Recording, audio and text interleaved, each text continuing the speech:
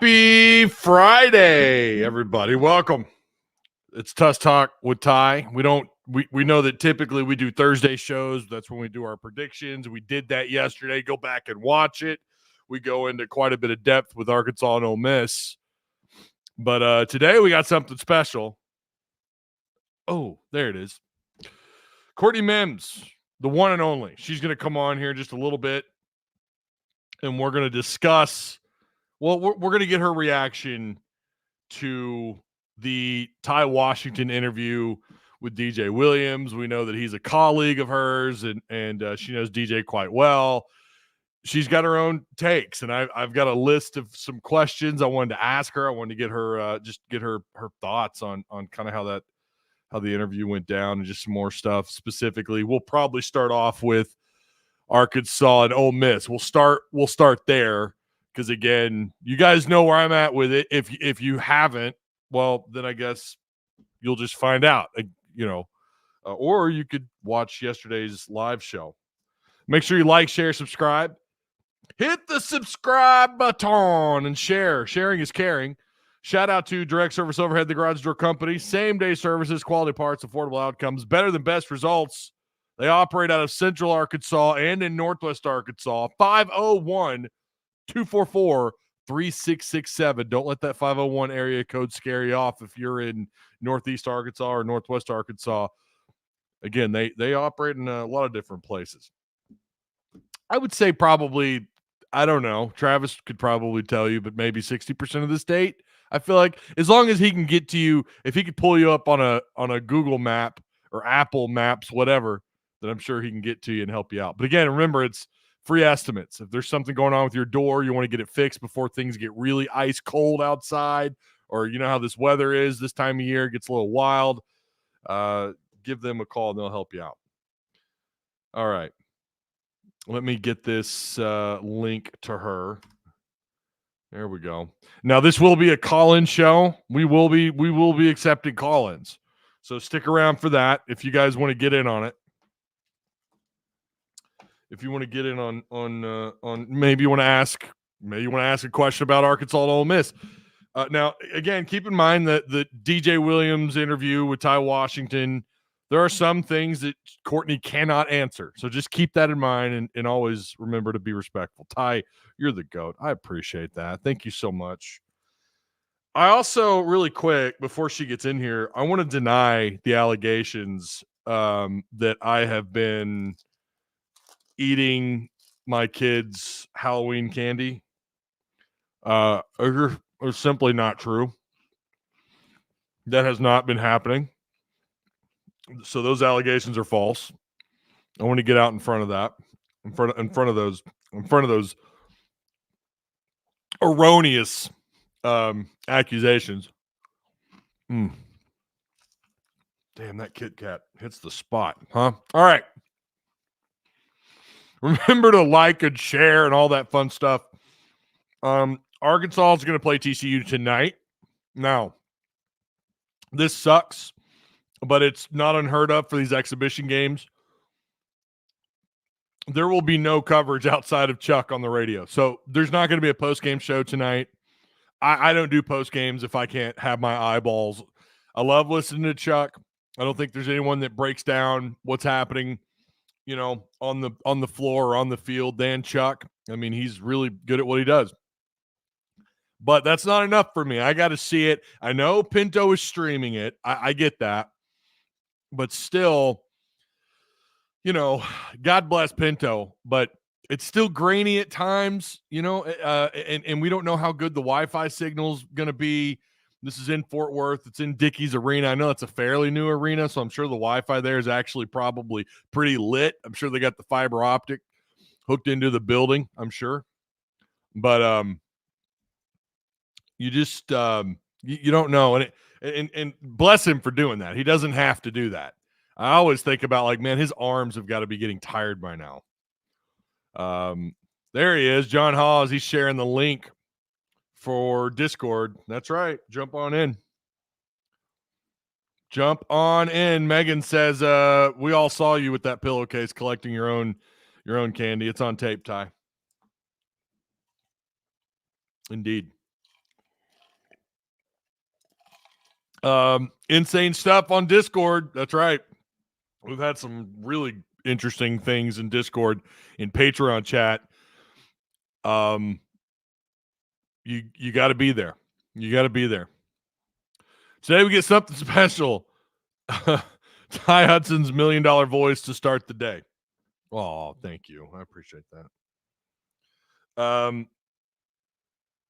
We might have a special wheel spin tonight. I don't even know if I could say who's giving. I don't know why I couldn't say who's giving me these tickets. I don't know why that would matter. But my brother-in-law apparently has some tickets that he might be giving away for tomorrow. I don't know the specifics. I don't know where they're at, where the seats are. I'm waiting on some more deets. So if you're looking to try and go to that game, we might have something in store for a wheel spin in Discord later. So yeah. Got to have a strong pass rush against.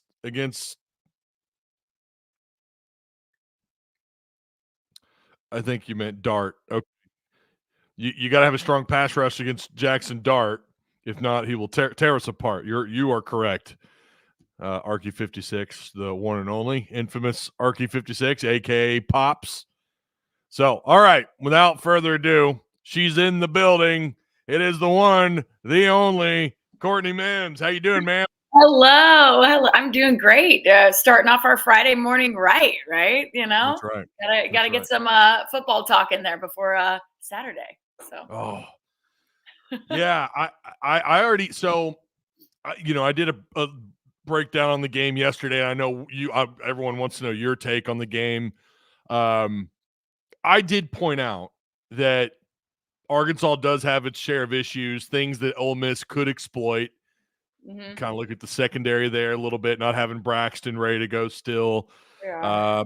But I do think, Courtney, the line of scrimmage play for Arkansas overall has actually gotten better in conference play, excluding that one game against the Corn Dogs. I'm sorry, the LSU Tigers. Excluding that game, I feel like Arkansas has done pretty well on the line of scrimmage. Yeah. I did take Arkansas to win this game, Courtney. I did months ago. And the reason being, and I know that people aren't going to like this answer, but I feel like when you look at this matchup on paper, it's always a wild one. It is. And just history has shown that to be true. And I mean, if you look at Arkansas's advantage at home in this series, right? What Arkansas is a 13-2 advantage at home against Ole Miss in this series. And so I think when you look at that and you say, okay, they're in Razorback Stadium and all of those things before the season even started. I didn't care what Arkansas looked like at this point in the season. I already had this one as a win on my preseason predictions. And people thought I was a psychopath for putting that down. People said, Courtney, Ole Miss, it's Ole Miss, and they want to win a national championship. And so I was like, listen, guys, I don't care what these two teams are playing like at this point, because I think this game is always a weird one, especially what you look at. What are both teams playing for, right? I mean, well, Ole Miss is playing to keep their college football playoff hopes alive. Let's be honest. They are. They have to win this game. They do. They know that. And so they have to win this ball game. They are playing for that. And this is a team that wants to win a national championship still thinks they can. Whether the outside world thinks they can or not, they still think they can.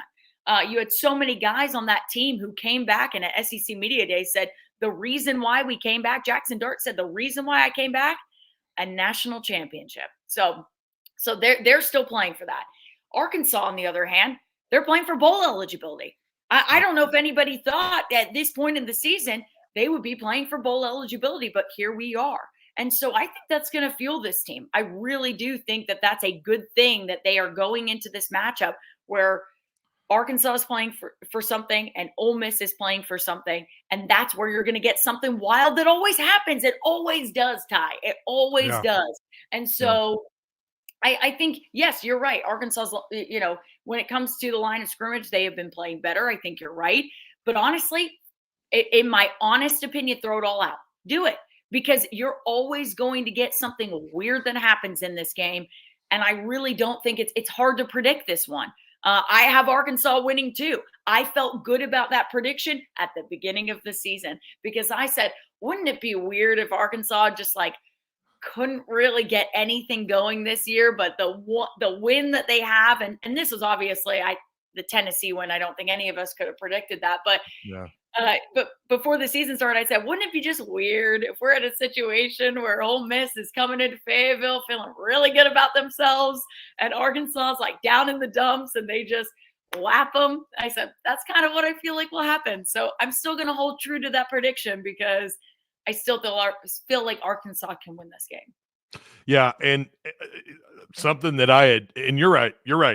You do kind of throw everything out like in this game. It's kind of similar in some ways, although it's always 95% of the time turned out negative for Arkansas. But in some ways, what happens between the first and the fourth quarter in this game, it's got a striking resemblance to Texas A&M. Yeah. I mean, like, you just never know. But of course, A&M, the difference there being A&M just always finds a way, or Arkansas shoots themselves in the foot, or whatever, or A&M's just simply a better team, which is usually the case. But Arkansas has certainly been in that game, and now this game it's different, right? Ole Miss, it's been Arkansas and then Ole Miss wins, right? And then Arkansas and then Ole Miss. So yeah, I mean, you look at the last 4 games between the two. I mean, Lane Kiffin and Sam Pittman have split the last 4 games. So and what has happened? Arkansas has had the advantage in Fayetteville, and Ole Miss has had the advantage in Oxford. So I think that bodes well for Arkansas. It really does. And the second thing, and like you mentioned, Tai, the Texas A&M game is also a weird one. It's a weird series. Weird things happen in it. But I honestly think, and maybe I'm just crazy, but I honestly think that the fact that there's no trophy on the line in this one, it's like, okay, all right, that's maybe a little better for Arkansas, because I feel like when there's a trophy on the line, people just, it gets weird and things happen and you're just like, I have yet to see the trophy games pay off for Arkansas. So no, they really haven't. Not since 2021, anyways, when you won. And I wasn't here then, so I have yet to see that. So for me, I'm like, okay, no trophy, we're good. No trophy, we're good. Okay, that's my base point there. Maybe that's what it is. Maybe that is part of the jinx with these trophy games. Like, you feel like maybe Arkansas sold their soul to win all 3 in 21, and then since then it's just been not so great. That's a perfect way of putting it, though. That is a literal perfect way of putting it. So, yeah, but I don't know what it is about trophy games. I just don't like them now because I'm like, man, it's just always bad when I'm here and there's a trophy game. Maybe it's me. I don't know, but it's just some sort of curse or jinx around it. I'm like, why are we playing for 3 trophies in a year, guys? Yeah. Why are we playing? Like, I obviously went to Florida. You guys know that. We don't play for 3 trophies in a year. Like, guys, what? Yeah. Who came up with this? Well, it's diluted. It's diluted what trophies mean to begin with. Yes, I agree. It kind of feels like, and this is bad, and I shouldn't say this, but it kind of feels like a participation thing. Like, yay, you won it. Woo. Yeah. Like, I don't know. I don't feel like it's the end goal. It's not what you want. I mean, I much rather think Arkansas fans would be so excited to hoist a national championship trophy at the end of the year, or even an SEC championship trophy, right? I mean, those to me mean a lot more. So, it will be. Speaking of participation trophies, that's what bowl games are. I mean, yeah. I get it. It's all about the money, and I don't want to go too deep down that rabbit hole, but like bowl games are, I don't know. They're just, hey, you won 6. Congratulations. You finished 500 on the season. You get to go play in a bowl game. I'd rather it be the other way around, right? I mean, it's either playoffs or nothing, and you can expand the playoffs, but sure. And I feel the same way as you. I've always said, since I grew up in England, and when I moved to the States and I started, my dad started introducing me to college football, and everything. I always got confused about bowl games. I was like, why, Dad, are they playing for, is this a national championship? And he goes, no. It's just a game at the end of the year that you get. And I go, oh, did they have a really good season so they get to do it? And no, they got 6 wins. Yeah. Oh, okay. Yeah. Like, I never, and to this day, guys, I still am kind of like, I get it. They're money. It's money for these organizations and these sponsors and everything. But there are some bowl games that just are like, eh, it's like, how do you get up for them? How do you get excited about them? Hey, Birmingham Bowl, baby. I'm all in. Let's do the You're Birmingham Bowl. All in on the Birmingham Bowl. Great. Woo. They're so excited to hear that on this podcast. But I don't know, because I went to the Liberty Bowl, 2 years ago, and sure, it was fun. I had a good time, but would I willingly go back? No, I don't. I'm so sorry to say that. I'm so sorry if the Liberty Bowl people are listening. I love you guys. You guys are great. You guys treat us great, but I don't know. I don't know. That's just my opinion. I know there are people out there that are like, I love bowl games. I love going to bowl games. And I respect that. I respect you so much if you love that, and good for you. It's just, I can't get behind it. Oh no. We have a comment about the Liberty Bowl. I already knew. And I have to say this, Tai, too. That's my fiance there watching this feed. So okay. That's my fiance commenting right there. And he knows how I feel. Welcome. Hi, Jeff. He knows how I feel about the Liberty Bowl. So that's why he's commenting that. That's too good.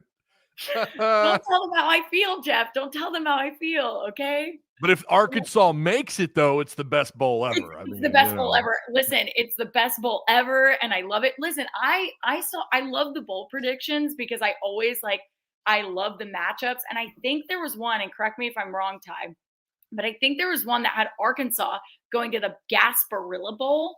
And I was like, ooh, Gasparilla Bowl. I love that in Tampa. It's really fun environment. I have been that bowl is a fun bowl game. And I think they were matched up with Army. And I was like, oh, wow. Yeah. I was like, whoa, cool. So I don't know. I just think always the bowl predictions and the matchups are really, really fun. So yeah. And not only that, there is something to be said about the extra practices, right? And let some of the younger guys. Yep. Yeah. Allowing some younger guys to get that extra development in. Yeah, I know. And I understand that. Listen, everyone who comes at me and is like, Courtney, bowl games are important. I understand the importance of them. It's just sometimes I don't get up for them like I would other games. Not since the BCS Bowl era. I'm going to be real, and I have taken heat for this. BCS Bowl era is the best era of college football. I just think that it has been. College football playoffs there's been some great games. Yeah. But my gosh, the BCS Bowl, you felt like you had to watch as many bowl games as you could. I don't know what it is. I don't know if it's just the timing of all these opt-outs. Now they've become so common in the playoffs. And you could thank the playoffs for that. Now, don't get me wrong. I think there's hope for the expanded playoffs when you're at 12 teams. And I think they will expand again, probably. I think so. I think they'll see the success of having 12 teams, and they'll want to expand. I think it's all about money, right? I mean, if they're going to make money off of it, and if they make, which I really do believe they're going to make a lot of money off of it. And I think it's going to work out for everybody. So they're going to just expand more, maybe have some more hosted playoff games as well. Sorry. Oh, I'm looking at all the comments too. If I try to read those. It's easy to do. And Trey Harris is questionable, right? He's questionable, but it sounds like, listening to some Ole Miss people, it sounds like he's going to play. I've heard that as well. So, I mean, we don't know right now. Questionable by the new SEC guidelines is 50-50. Yeah. So we don't. I mean, that's again a 50-50, right? We could be here and say maybe not. But I would trust the Ole Miss people. I've been listening to the same people probably that you have, Tai, and they have said the same thing, that they think he's going to play. So that would be huge for Ole Miss to have him back for sure. So, well, let me ask you this. We'll focus on Ole Miss here for a minute. Yeah. What is it about them to you that stands out the most? What is it about Ole Miss? I know we kind of briefly mentioned it a little bit, but if you want to go into a little bit of in depth on what it is that stands out the most from the Rebels that you see and that has piqued your interest. Yeah, for me, it's I know a lot of people want to say offense, offense, offense, but for me, it's really the defensive line play. I mean, they have been really, really good this year, and that to me is like the talent on there. I know he was injured last week, but their defensive tackle, my goodness, I'm like blanking right now. Who was hurt last week? Goodness gracious. Why am I blanking right now? It's okay. I know who you're talking about. I You know can't what think I'm of his talking name. about. He's so good. He's so good for them. I mean, he is literally. It's gonna come to me, but my brain is just like, it's the morning, guys. Please excuse me. But so good for them. I mean, they have double teamed him. They have like triple teamed him, and he's still good. And so I've talked to some Ole Miss people that were like, okay, if he doesn't play, that's an advantage for Arkansas because the guys behind him, while they are still talented, they are not to the caliber that he is. So I honestly think that he will play because he's probable now, and that I think there's a really high chance that he does play. So that is really, really good for Ole Miss, but their defensive line has just been so good, and so that kind of makes me nervous with the amount of sacks that they've had as well. That means the offensive line is going to have to step up for Arkansas in a really big way, and I know we've seen them get better throughout the season. It's just I just don't want to see them regress in this game. So I think they know they're going to go into this game knowing that protection is going to be huge because we've seen what Taylor Green can do when he is protected and when he is given time. We have just seen that. And so when everybody does their job, he is so much better as a quarterback. And he is the guy that, again, Sam Pitman has seen, that Bobby Petrino has seen. And so I think that's going to be key in this game is making sure that he is protected and doing the best job they can of doing that, because this defensive line for Ole Miss, I mean, they are going to come for Taylor. I mean, that is definitely going to be one of their game plans. They are going to try and rattle him. They're going to try and get to him. And even if they don't get a sack, right, they're going to at least try and put the pressure on so that Taylor Green makes a mistake. And he goes back to that Taylor Green that, throws an interception that makes a bad mistake because he has the pressure on him. I hope that doesn't happen, but that's what makes me nervous in this game. So, well, I mean, especially when you look at Green's overall, like when you do a deep dive on some of his analytics, it is a little worrisome. Every quarterback drops under pressure when you're talking about pass completion percentage, but Taylor for a big chunk of the season there dropped down to like 38% pass completion when under pressure. I mean, it was not good, and he's pressured a lot. Right now, he's pressured almost 40% of his dropbacks. When blitzed, his pass completion drops down to 52%. Now, that's on the year. Lately, and as I mentioned yesterday, and I encourage everyone, when you're done listening to this, maybe you'll listen to the live show yesterday where we did a little bit of a deep dive on both sides of the ball for Arkansas and Ole Miss, but I've mentioned before, Green has gotten better, and he's getting more and more comfortable as the weeks drone on. He's getting used. I think the speed of the game has slowed down for him a little bit, and he's certainly playing a lot better. But on the year, that is certainly an area that he had to get. He had to get better. Right now, he's at 42, almost 43% when under pressure on completed throws. But that's 4 touchdowns under pressure with 3 interceptions. So that's the part that worries you. Like you mentioned, that elite pass rush by Ole Miss. And by the way, 21 total sacks and 38 tackles for loss through 4 SEC games for Ole Miss. It's insane. It's insane. That's crazy. It's insane. I mean, you read those stats, I'm like, yep, I've seen those stats this week, and still insane to me. I mean, that's what makes me more nervous. I mean, again, I know a lot of people want to talk about Ole Miss's offense. They do, but you have got to give some love to this defense. And we know Pooh Paul's over there as well, and he's their leading tackler this year. And so, I mean, he is just, I mean, we knew he was good at Arkansas, but man, he's been great for Ole Miss this year. I know they love him over there and have been really thankful that he's a part of their defense. But he just, I mean, it's like he's a magnet to that ball. We knew that at Arkansas, but I mean, he just sees where it is, sees who he needs to. I mean, it's just watching him play is amazing. But I know there's some bad blood there, but you have to give credit where credit is due. The man is a hell of a football player. So, since you already brought him up, what are your thoughts of him coming on him being back in Fayetteville? He was here for 3 years. And then he transfers to Ole Miss, and now this is already – I described it as a regional rivalry. It may not be a well-known rivalry in the country, but it's certainly at least a regional rivalry. And then that's where he goes. He transfers to Ole Miss. He stays within the conference, an old SEC West, again, a smaller rivalry. What are your thoughts of him coming back in? Do you see him playing just amped up and being a problem, or maybe Arkansas could get in his head a little bit? What are your thoughts on him returning?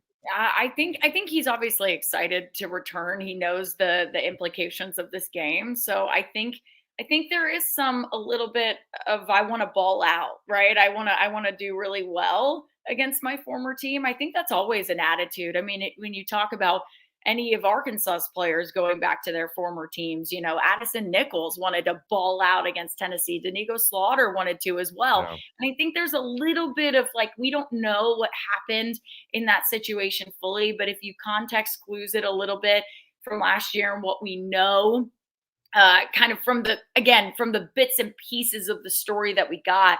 And I knew Pooh's parents pretty well. We interviewed them at the end of the season at the Missouri game before he transferred and everything. And I think some of it was a little bit of the whole defensive kind of mindset last year of we don't feel good about holding up the offense. We're tired. And there's this bad blood going on between, the offensive guys. And now we're feeling a little bit of look, we need you guys to step up and you're not doing your job. And then there's issues. And so I think right at the end there, last season was just, we know it was bad.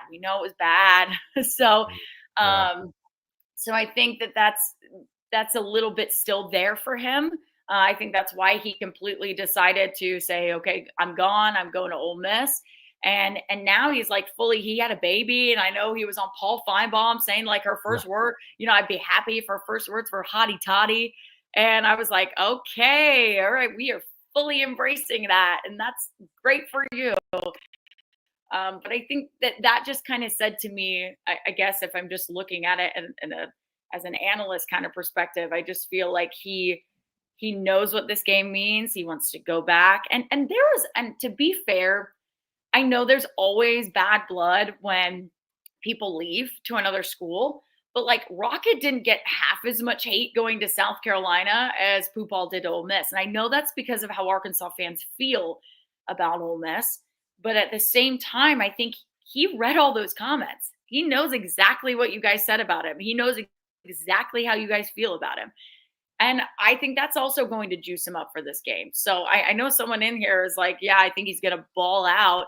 I agree with that. I think there's going to be an added, I guess not an added pressure for him, but an added a factor in coming back to Arkansas and showing this fan base who said a lot of, not so great things about him when he left, what he can do and what he's doing with his new school. So. Yeah, I saw part of that interview, and I wasn't, he's at a new school. He's at Ole Miss. Of course, he's going to embrace it, I guess. But it was kind of, I don't know, oh man, don't do that. Not with the whole Ole Miss, the hotty toddy thing. Come on, man. Not only that, it's already corny as it is. Yeah, it is kind of corny. And then the other thing too is it is. I'm just going to tell you. I mean, it is kind of corny, but I will say this about Pooh Paul. He's a great guy. I told you, I talked to his family, his parents, when we got to interview him here, he was lovely. I mean, he just is a really good guy. So I do wish all the best for him there. I hope that he doesn't have success against Arkansas. Is that okay to say? I think that's fair. I'm trying to be the nicest way about it there. I'm right there with you. Yeah, I hope he's terrible against Arkansas, and then every other game he could do whatever. I thought it was interesting when he left. he did catch a lot of heat. And I think, of course, the family got involved, the dad got involved, and things just kind of spun out of control. And, at least from a fan's perspective, I think that it did. Now, you're going to know a lot more about what was going on in the inside the team than I do, but it certainly seemed like there were a lot of distractions there. And he needed to part ways the same way KJ needed to part ways. Rocket, I was a little confused by. I'm going to be real. Yeah. I thought Rocket should have hung around, but I think so too. I thought Rocket should have hung around too, but I don't know if anybody knows this, but Rocket grew up where I grew up in Florida. Like we went to rival high schools and everything. Well, not really rival high schools, but my high school wasn't very good at sports in general. But we went to high schools that, like, when we would play and everything, we'd be like, "Oh, they're our rival," and they would be like, "Oh, you're our little cousin. We don't know you."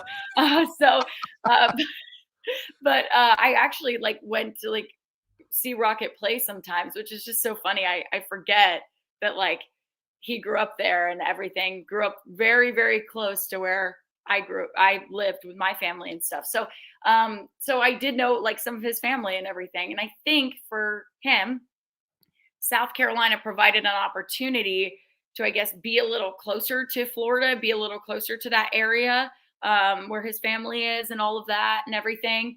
I just think it was maybe more of a decision of I want to have something new, start something new, but I also want to be a little bit closer to my family. So I think that was maybe one of the decision. I won't claim to know. I haven't talked to Rocket or anything. But that for me, I think there was a little bit more to it than just I'm going to go and leave Arkansas. And we have no idea what the NIL situation either was. So, I mean, if you believe everything that everybody has told you, and if you believe every report that we've had coming out of the university, is that last year the NIL situation wasn't great. Going into this year, the NIL situation wasn't great. They figured that out. So, yay! Hopefully, we won't have to talk about this anymore. But I think that's why we saw some of those players that we went, huh? Why did you leave? And you have to kind of say, well, they might have gotten a better deal where they went. So, and that's the world that we live in right now. That is the world of college athletics. Sometimes you're not going to know the whole story, and then you're just going to assume, well, it's probably NIL, and you're probably right. It probably is NIL, as it seems, as I've heard, it has been the case on multiple occasions, and I'm sure it will be again this year. I think the portal this year is going to be huge. It's going to be big every year. I get that, but especially this year because of how things could play out potentially, and who could stay. And what's on the line for Arkansas if they can get everyone to stay, whether you're for or against it, could line up to be something pretty big next year. But they're going to need some big pieces out of that portal to help get there because you could be losing some guys. Hey, last thing on this Arkansas Ole Miss game. Last game we saw the tight ends, not Varkey's Gums or Tai Washington, but Luke Has and Pushka had 7 catches and 4 touchdowns between the two of them.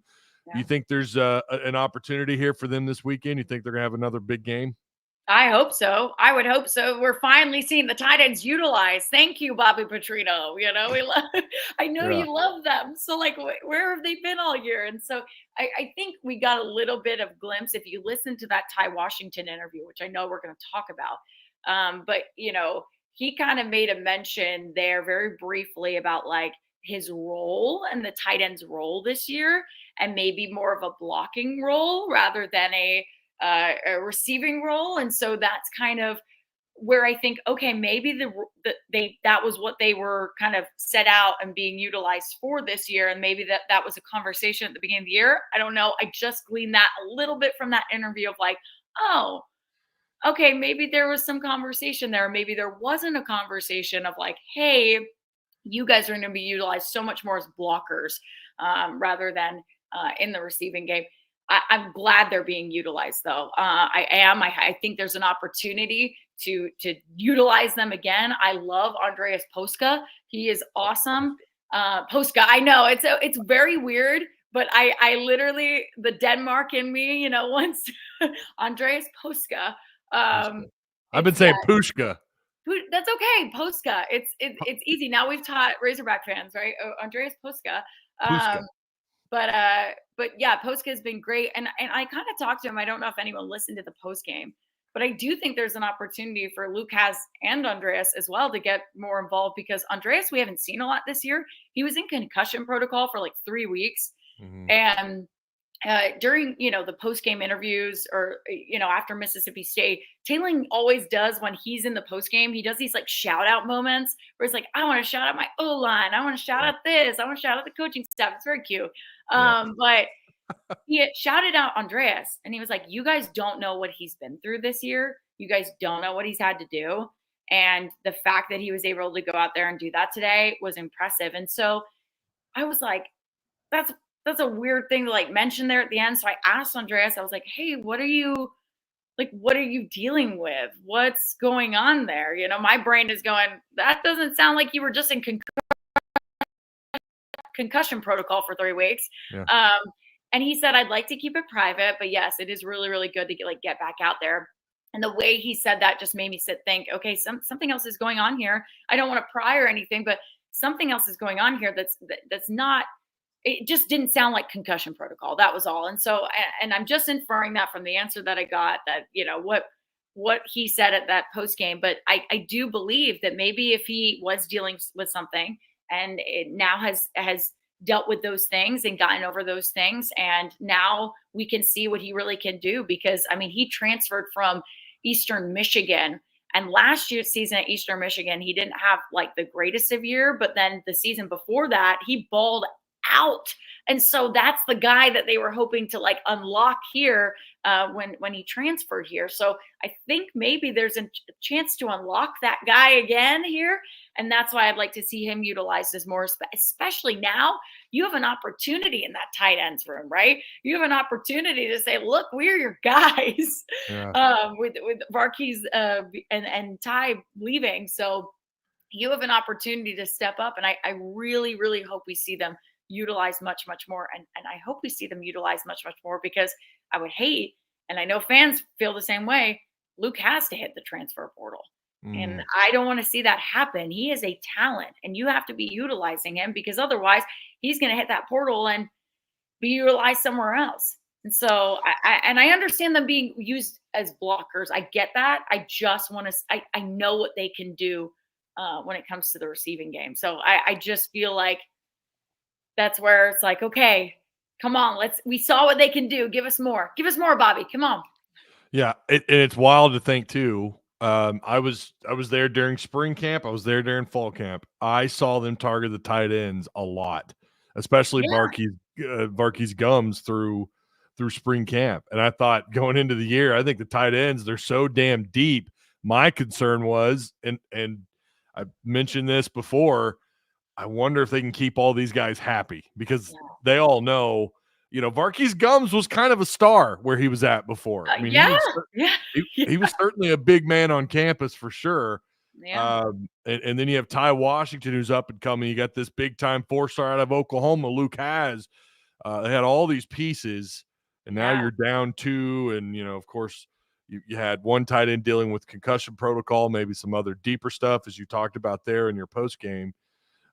So to me, this sounds like the perfect segue then to what everyone has been talking about, whether it's in our Discord, whether it's in, the Twitterverse or Xverse, whatever, Facebook. DJ Williams, your compadre, your boy. Yes. I've actually interviewed him before when I was with Hogville. I interviewed DJ Williams a couple of years ago. Yeah, it's been a minute. Like him a lot, met him in person a few times, really good guy.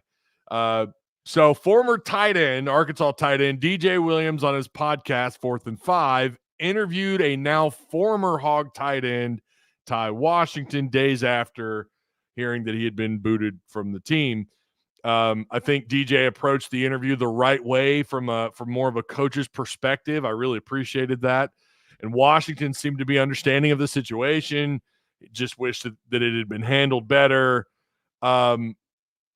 First off, before we get into the gritty questions, and I don't know how much time you have, by the way. I didn't talk about that. No, you're good. I probably have about another 30, 45 minutes. So okay, good, because I know there's some people that might want to call in, and we'll give them time to call.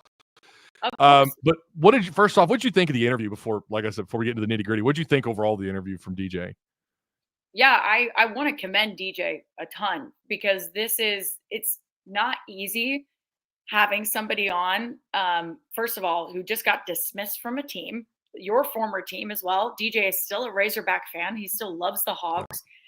To have somebody on and talk about this situation and navigate it in a way where it's not like, hey, I'm just going to let you tell your story. It's also putting accountability on that player and kind of giving them a little bit of a dose of life, right? Like, you can't do this and this is not okay. You know that, right? And so I thought that it was like we were watching a conversation between honestly, a coach and a player, right? Yeah. Because it kind of felt like he was like, it wasn't just like, oh, I'm going to let you tell your story and I'm going to feel so bad for you. And, oh, it's so sad. And, all those things. He was like, you can't do that. And he was kind of like almost a parent a little bit of like, that's wrong. And let's talk about why that is. And so I felt like he navigated the interview perfectly. And really, really great job to him. And I think that's where you get into, he's a former player, so he's going to talk to these guys a little bit differently than maybe your average person, and he understands what these guys are going through, especially being a former tight end and interviewing a tight end, right? And so he knows exactly how to navigate that kind of world. And so I think he did a great job of interviewing. It's not easy. It really isn't. That's a tough interview, right? That's a tough interview, and you never know who you're going to tick off either by doing that interview. Yeah. And so that's for sure. Especially someone as close to the program as he is. Exactly. And someone mentioned it was basically fluff. Then you didn't watch the same interview that I watched. It was not fluff. I'll tell you that. I was shocked that he got him to say certain things about the situation. I thought it was going to be fluff. And I went, wow, that he actually got a little bit deeper than I thought he would.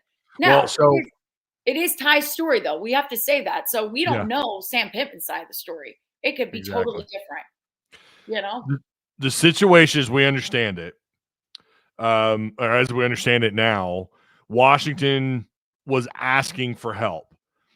He was struggling with some things. According to him, it doesn't sound like they were doing that. The staff wasn't willing to work with him or whatever.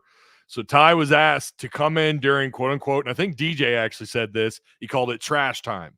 Yeah, because it was the fourth quarter. It was garbage time football. Yeah. Which, I mean, I say air quotes because some people may not really understand what that is, but it's when you've clearly got the upper hand one way or another. Trash time could also be you're getting blown out. Let's just put the twos in. But in this case, obviously that wasn't the case. So so Washington then refused. And DJ replied, "You can't do that." And he's 100% correct. I was surprised. I was a little surprised that DJ handled it that way. I really was, and I loved it. I thought that was great. I was like, yeah, I mean, he's right. You can't do that. I played contact sports. I played football. You cannot do that, no matter where your head's at. You can't do that. You can't do that in life, guys. You can't do that in life. If I suddenly just do not show up at work for a whole week, don't tell anybody what I'm doing, don't tell anything, right? If I don't show up to work for a week and come back and I go, oh yeah, sorry guys, I just refuse to show up. That's like, I can get fired. Like that is, it's taking responsibility. But now if you communicate those things in advance, if you communicate those things ahead of the fourth quarter situation, that's a different story, right? Because you got to communicate. And I'll give this example because, my dad's a coach. We've talked about him on the show before. And I kind of asked him, I was like, Dad, have you ever had a player like come up to you during a game and like refuse to go in a game? And he was like, no. If they did, if they were dressed out and ready to go, they are ready to go. They're saying that they are ready to play.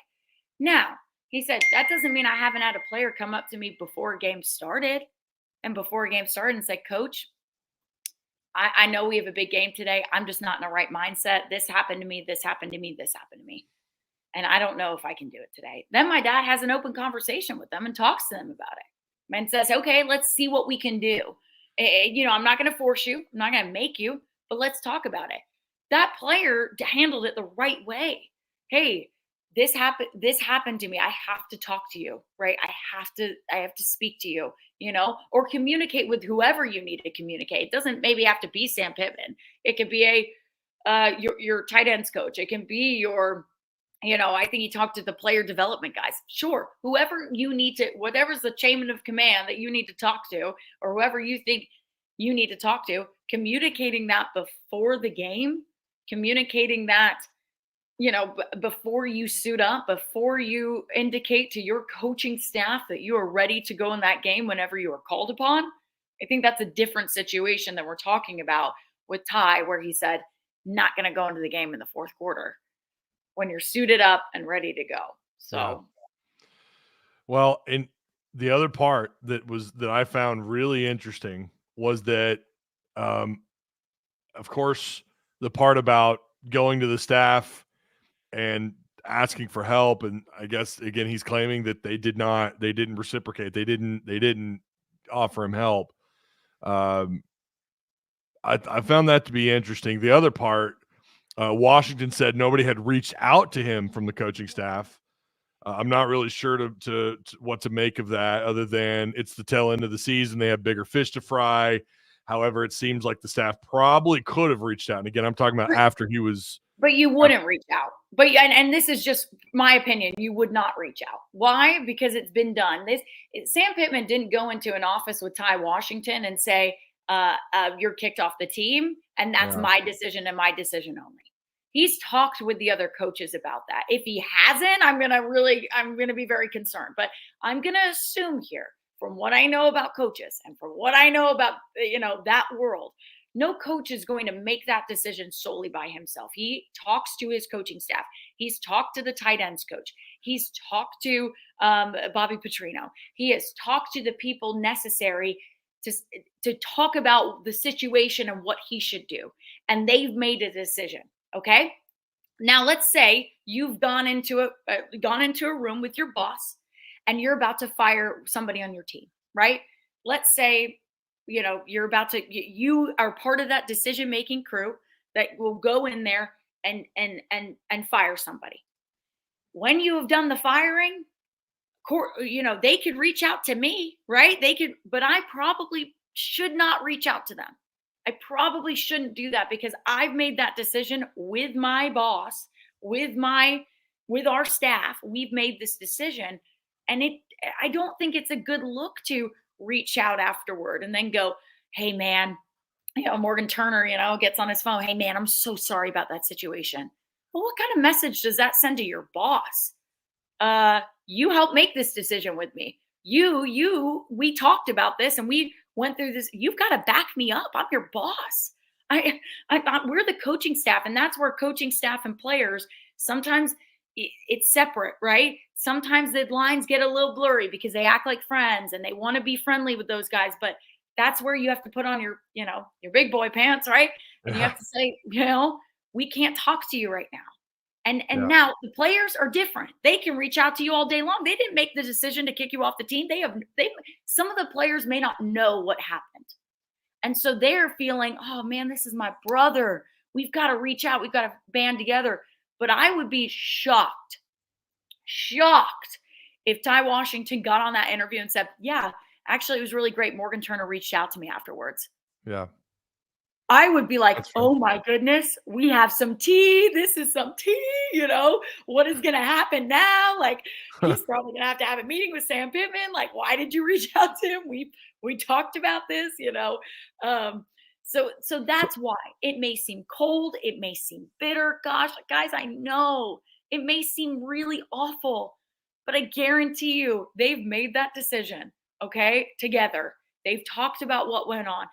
And they've made that decision, and it was probably not an easy decision. It's probably a tough decision, but they've made that as a coaching staff, and they've got to stick with the coaching staff on that. Hey, our boss made this decision. It's got to be a clean break, right? That's fair. It's got to be a clean break. So I know that sounds harsh. I know it sounds harsh, but that's my honest opinion. The other thing you bring up, though, you talk about not getting help.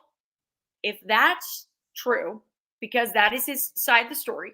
Yeah. If that is true and they didn't get him help, Sam Pittman is bigger fish to fry. Because if I'm the NCAA, I'm listening to that and going, what? Yeah. I'm sorry, what? We have placed such an emphasis on mental health for our athletes.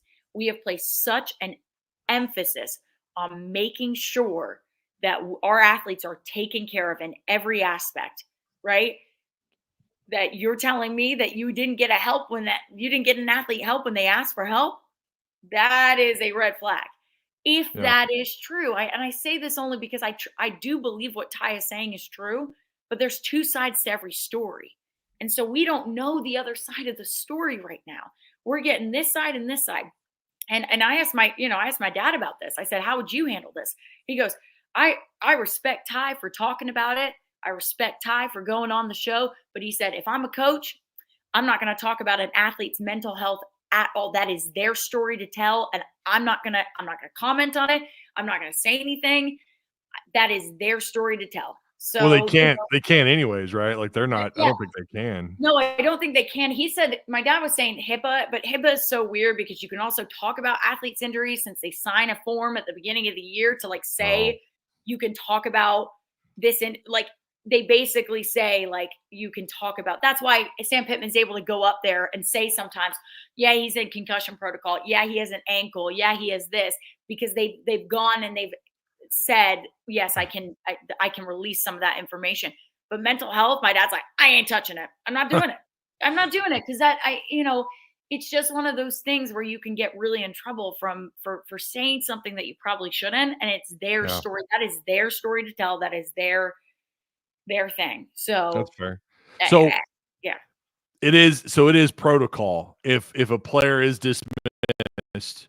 So it's not just like I don't want to say stigma, but it is protocol. If that player's gone, there is no contact between the staff and that player. I wouldn't say it's protocol. I have no idea what Sam Pittman's protocol is on that. I'm not on his staff. I can't claim to know that. I have no idea. What I'm telling you as a person who, I mean, my dad would not reach out. My dad wouldn't want his staff reaching back out. If the player was dismissed, he has made that decision with his entire coaching staff or the people that need to know. Because here's the thing.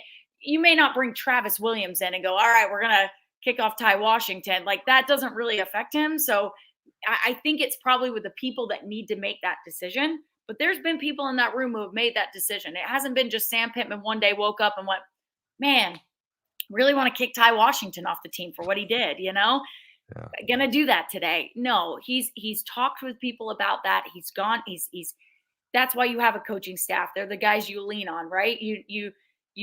You're a boss, but you have people around you, right? Yeah. It's with anything. So I'm not telling you it's protocol, but I would really feel like it would look very, very bad on Morgan Turner if he walked in there and said, hey, we're thinking about kicking Tai Washington off the team. He violated team policy, blah, blah, blah, blah, blah.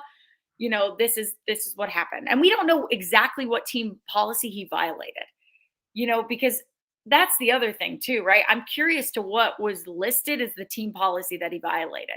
I don't get a list of team policies. I don't. None of us do in the media, but I'd be curious to know what they listed as it.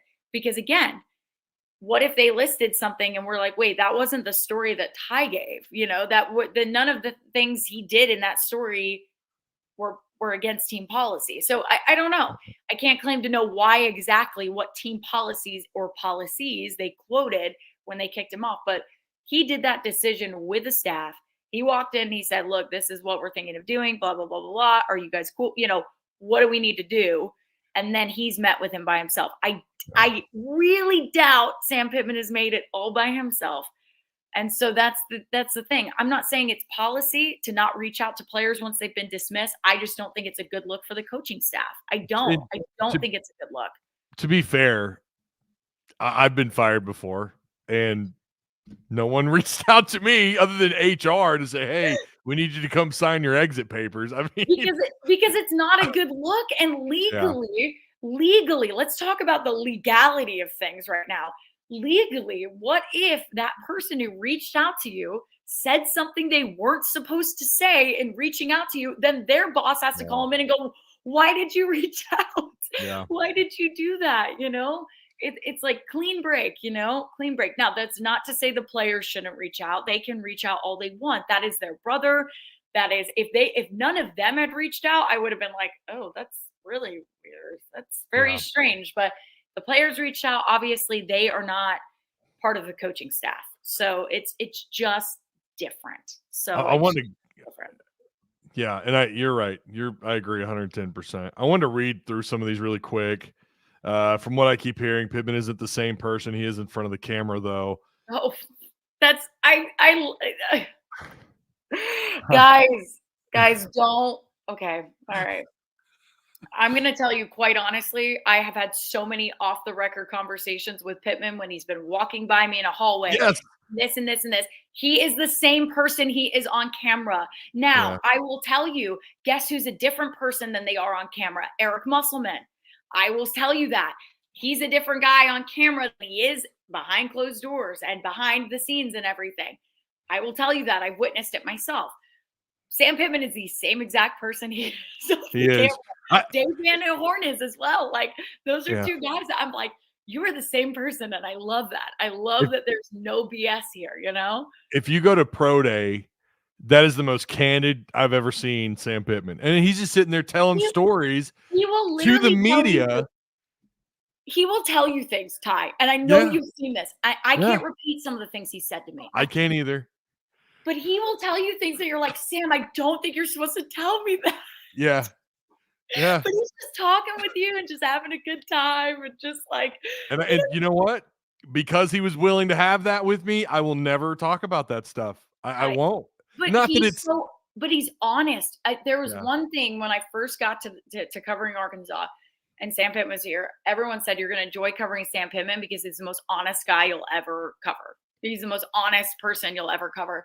And I felt that because when you were off camera with him, when he can't do because every coach has to have a on camera, they can say things, they can't say things. Everybody does, guys. Everybody does. Even me. Like, there are some times where I can't get up and tell you everything that I know, right? I just can't. I can't do that. not even So I will get fired. So exactly. Tai can't do that either. So, but he is still the same person. He still comes off camera and talks with you about stuff and is honest with you. He's like, man, I couldn't say this, but blah, blah, blah, blah, blah. And you're like, Sam, Yeah. what are you saying? So it's like, that's funny that from what I keep hearing, when people are saying those things, I think people, and I talked to Mike Irwin about this the other day, because if you guys watch Ask Mike, you know that Mike Irwin gets very passionate about Sam Pittman and the Sam Pittman haters.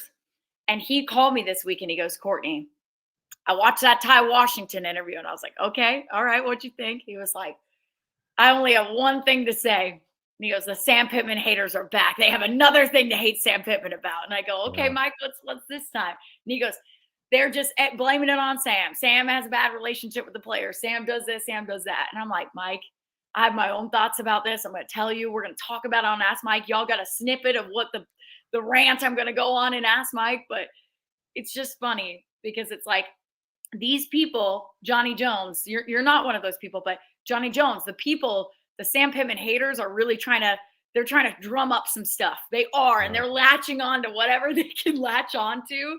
And this is giving them fodder, right? This is giving them what they wanted. They couldn't be mad at him because they beat Mississippi State. So they couldn't be mad at him last week. So they found another way to drum up some stuff. So no, Sam Pittman is the exact same person that he is in front of the camera, off camera. I've always gotten that vibe from him. And the first time I was ever at practice, I didn't know what to expect. And he walked right by us, and it was myself and maybe Mason Choate. And we were watching the running backs. And it was during spring camp, and he just said something about the heat, and of course Sam was walking kind of slow and he was sweating there a little bit. And it was a brief little moment there, and he'd only done it that one time. Yeah. I thought, well, that was weird, but that's just kind of who he is, and he'll walk up. Tai, look at this. I mean, after the Mississippi State press conference, Hunter Yurchek helped him out of his chair And he sat to all the media and he was like, yeah, my hip, It's like, I mean, he's being honest, right? Yeah. Like, And this is a man that doesn't need to tell us anything, right? Doesn't need to yeah. say anything. But 100-year check helps him up. He's like, man, my hip, I mean, this is where I'm like, guys, he is being honest. I Yeah. promise. Like, he And is. yeah. This is what I appreciated about him. Yeah. I mean, yeah, I'm critical of him when he's losing. I have been. I've been But critical of him. everybody should be. I mean, everybody Exactly. should be. His job is to win football games, right? That's Yep. his job. The base Yep. part of the job, the number one priority. You get hired as a football coach. What do you get hired to do? Win football games. If you're not doing that, then you're opening yourself up to criticism, right? You're in the public eye. You're opening yourself up to criticism. I like this comment though that you pinned right now. I know I don't want to step on your toes by reading it, but I like the comment there.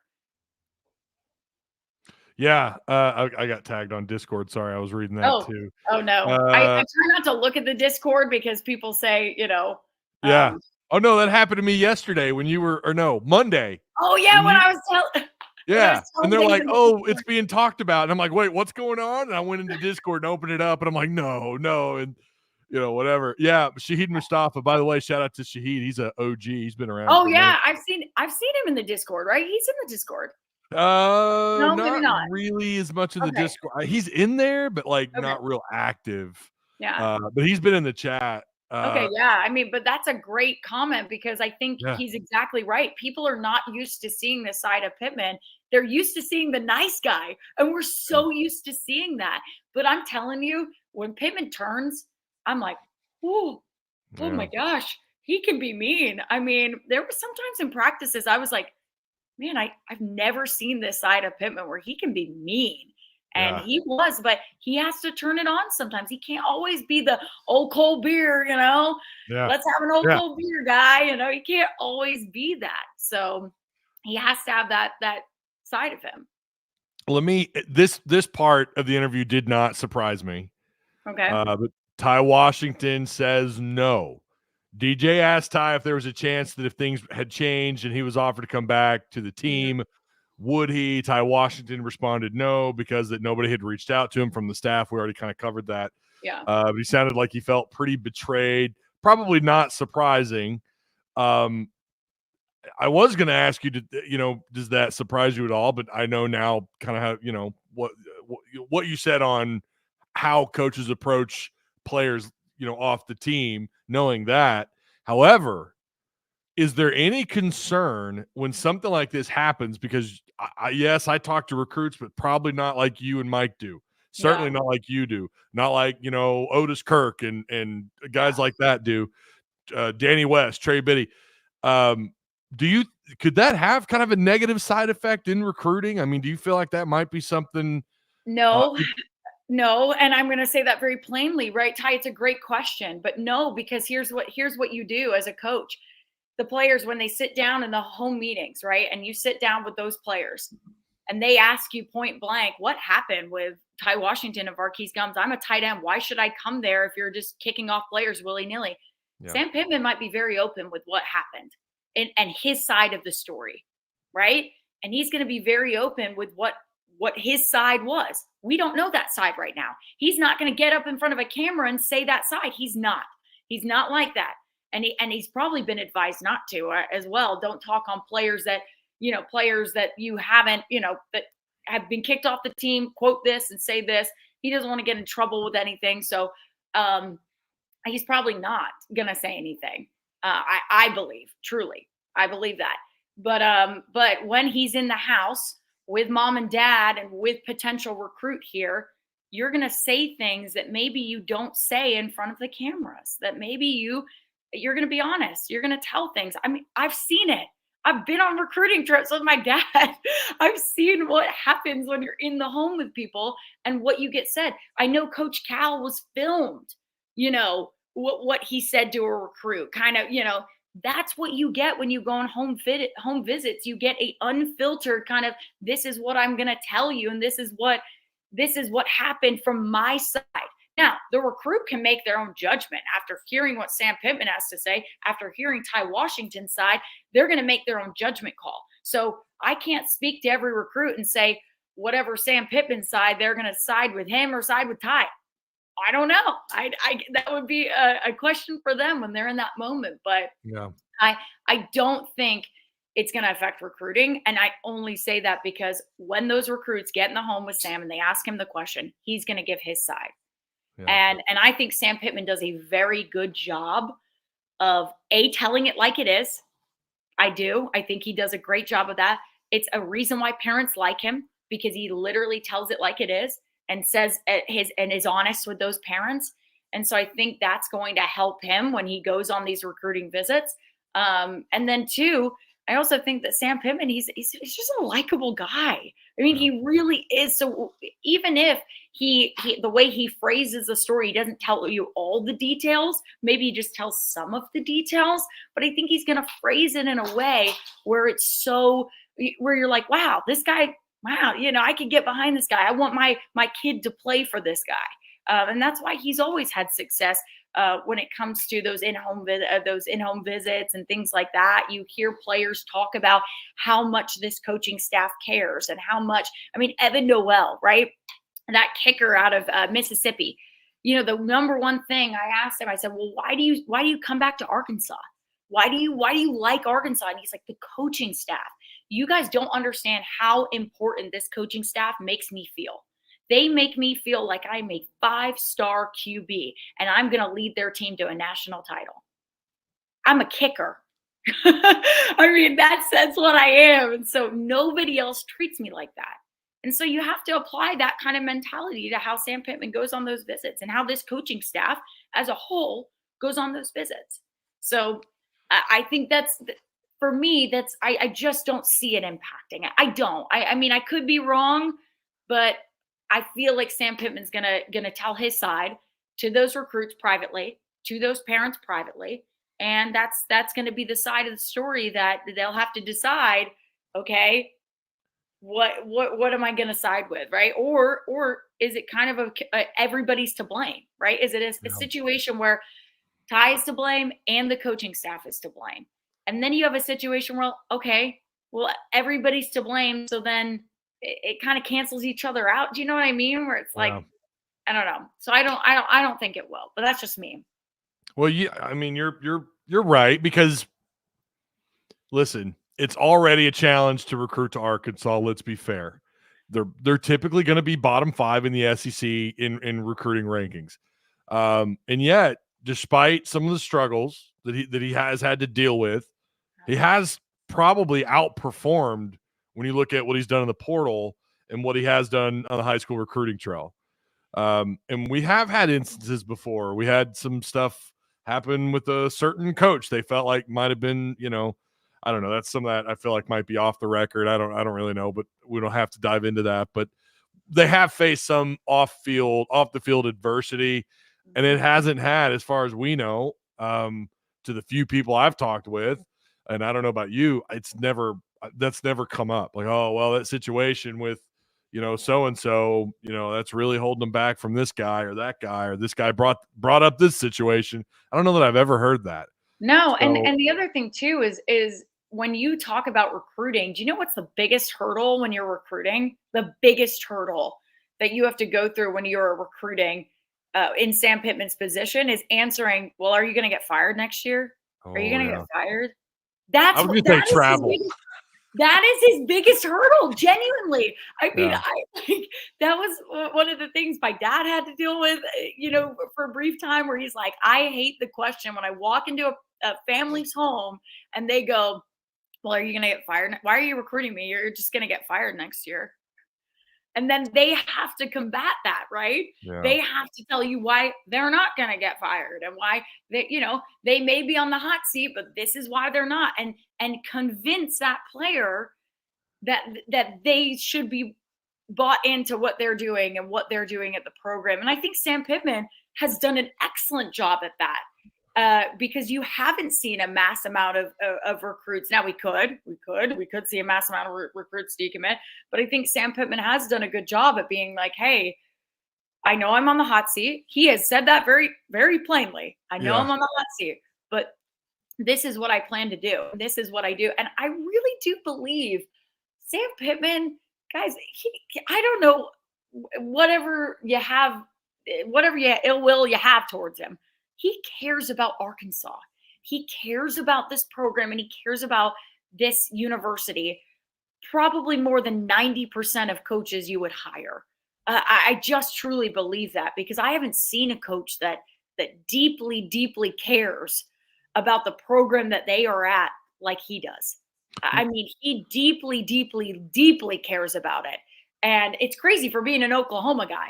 I mean, it's crazy, but he does.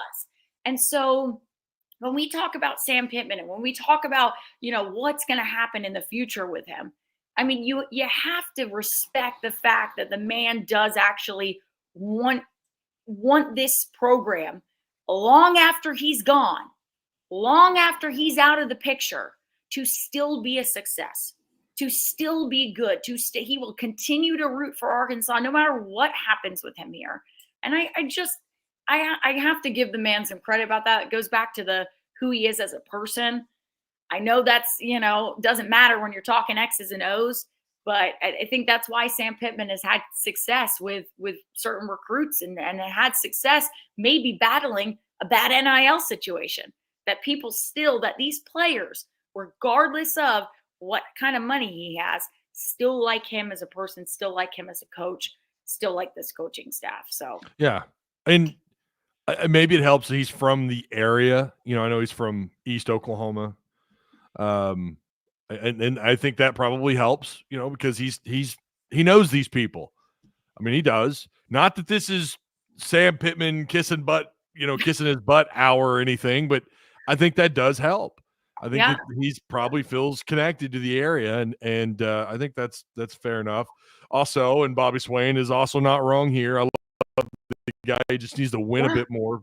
People are mad at the 28-28 record and the giveaway losses. That's fair. Absolutely. Absolutely. I mean, guys, you shouldn't be okay with that. You shouldn't be. If you were, I would be very concerned about you as a fan. Yeah. I would be. And he has his criticisms. He does. No one on this in this Discord, Tai or me, are saying that he shouldn't be criticized. I'm giving the other side of it a little bit because I feel like there's a lot in the air right now that's like, fire Sam Pittman, hate Sam Pittman, we don't like him. There's a lot of rumor mills going around about him. Yeah. And so I only wanted to just provide another angle because I feel like you're already getting the negative from everywhere else. And I agree with some of the negative. I agree with some of the criticism. But I'm just giving another angle. That's what I like to do. When people give criticisms, I like to give a positive. I don't like to be negative Nancy all the time, but I can be. If you guys really want negative Courtney, we can be negative Courtney. I get accused of being both sunshine pumper and a negative Nancy. We're always going to be. We're always going to be. It's going to flip either side. Mike Irwin, he is the most critical human being of this university. He is the most, guys. He is the most critical human being, and he has been the most Sam Pittman sunshine pumper. I'm shocked, honestly, because I was like, Mike, where did the change happen for you? And he turned to me and he said, it was the same thing he said on the show. He said, I just think he's setting up this program better than a lot of people would have in a similar situation. Oh, 100%. And I turned around, I went, so you're giving, he goes, I don't think I'm not saying Sam's going to win a national title. He goes, I don't even know if he can. He said, but I do believe he's setting us up for that. And I went, I was like, good perspective there, Mike Irwin, And so I think that's why he feels like he wants to, have talk good about him, because he just feels like you have to give him credit. And so that's his thing. But he's the most critical person. I'll tell you this. He screams at the TV when Sam Pittman makes a stupid call. And he's like, that's on Sam Pittman. That's on Sam Pittman. He looks at the TV and he goes, he should have known. He's the head coach. So I'll tell you, he's critical. And we all are. But I agree with Bobby Swain there. That is I love the guy. He just needs to win more. And you got to win more games. We all want to see that. Yeah. We all want to see that. So some of the game time, some of the clock management and game management issues I've been very critical of. But yeah, when you mentioned what Mike Irwin said about he was the right guy, some people do forget what had happened the 3 previous seasons and how bad things were. I mean, Arkansas was a basement dweller program for those 3 years. Sam, I mean, by year 2, you won 9 games. You won Yeah. conference games year 1, and Yeah. then year 2, you win 9 total games. That's a hell of a turnaround. My criticism has been, is he going to tear down the foundation that he built? Because it certainly did look like, Courtney, this year, like, he could crumble that foundation, Yeah. especially what we saw, versus UAB and how poorly they played against Auburn. The narrative kind of switched on Pitman, but I did feel like my prediction was 6-6 coming out of fall camp. So maybe I'm going to be right. Maybe they'll exceed that. One last thing on this, by the way, the link is available in chat if anybody wants to call in really quick. I mean, if you want to call in. Here's the last thing I've got on this ordeal here with the DJ Williams, Tai Washington interview, but it's about Sam. So bringing it back to Sam really quick. Okay. Yeah. Sam Pitman and distractions. Something that's been mentioned before during disappointing seasons is always the off-the-field issues at Arkansas. Maybe some of that stuff is just made up or expanded on by fans. You know how fans like to blow things up larger than they really are. And then sometimes they're dead on right, But making a mountain out of a molehill type of situation. But we have heard Sam mention before about off the field distractions. There was the time he was pretty upset about what was being said about him on Twitter, and he left the platform entirely. We know, speaking of Ole Miss, there was some drama surrounding Pooh Paul, which we already talked about a little bit ago, between him and his dad. Of course, that might have been more between the fans and his dad, but we know there was some drama between Pooh Paul and at least the coaching staff. Do you think this situation, and we keep getting people asking about Varkey's gums, I know we can't get into that. Yeah. But do you think this situation with these 2 tight ends being kicked off the team will have a negative side effect moving forward the rest of the year that could have a negative impact? Yeah, I think it's a good question. And really quickly, because I know people are asking about Varkey's, and I will mention this because I think I can, and I'm just going to be honest. I have reached out to Varkey's. Varkey's reached out to me as well, and talked about, possibly telling his story and what happened. He has to get some things sorted out before he does, but he still very much has told me a few times he wants to talk, and he wants to sit down with us at Pig Trail. So again, we are working on that, guys. We are. I hope that you will tune in when we do that. So we are working on that. I cannot force a player to, do anything. It's on his time. It's on his time frame. So if he wants to talk and he still wants to do that in a week or 2 weeks or 3 weeks or after the season, we will allow him that platform. But again, I think he's just getting some things worked out a little bit. And maybe Tai felt much more comfortable telling his story. Maybe Varkey's doesn't, who knows? They're again, from what I know, I feel like they're different situations. So again, we're just going to give him the time that he needs. And if he still wants to come on, open invitation to come on and chat with us on Pig Trail Nation, which I know he appreciates. But that's what I'll say about the Varkey situation right now. So guys, stay tuned. I guess that's my best thing I can give you is a little deep tease, and stay tuned for anything on that. You ask about distractions.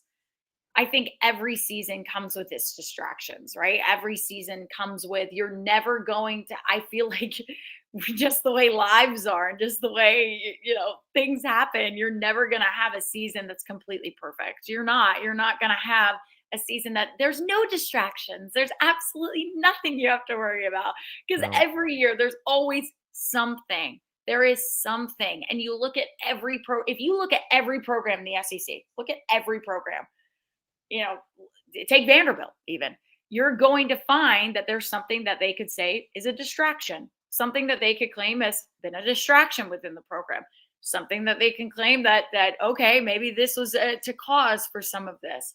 So I think you're never going to completely cut it out. I mean, look at Georgia, right? All the distractions they've had off of the field. And Yeah. so you're always, I know, and some of them are more known than others, right? Sometimes we're not even going to know about the distractions. Sometimes things might happen within a program behind closed doors, and you may not know about it. You may be sitting there as a fan and going, they're fine. They've had no distractions. And they may turn around and, might be an Andreas Postka situation where you're in the post game and you're like, you don't know what he's had to deal with. You're like, what does he have to do? We don't know, right? We don't know. So I think you're always going to deal with that. I think it really is telling. And this is where I'm going to be a little critical, right? This is where I'm going to be really critical. I think it's very telling to cut out those distractions, to cut out that noise takes a little bit of the player, right? A little bit of maturity, a little bit of the player, but a lot of the coaching staff as well. A lot of the coaching staff, they are not only coaches, and I've said this before, they are therapists. They are sometimes like pseudo parents, right?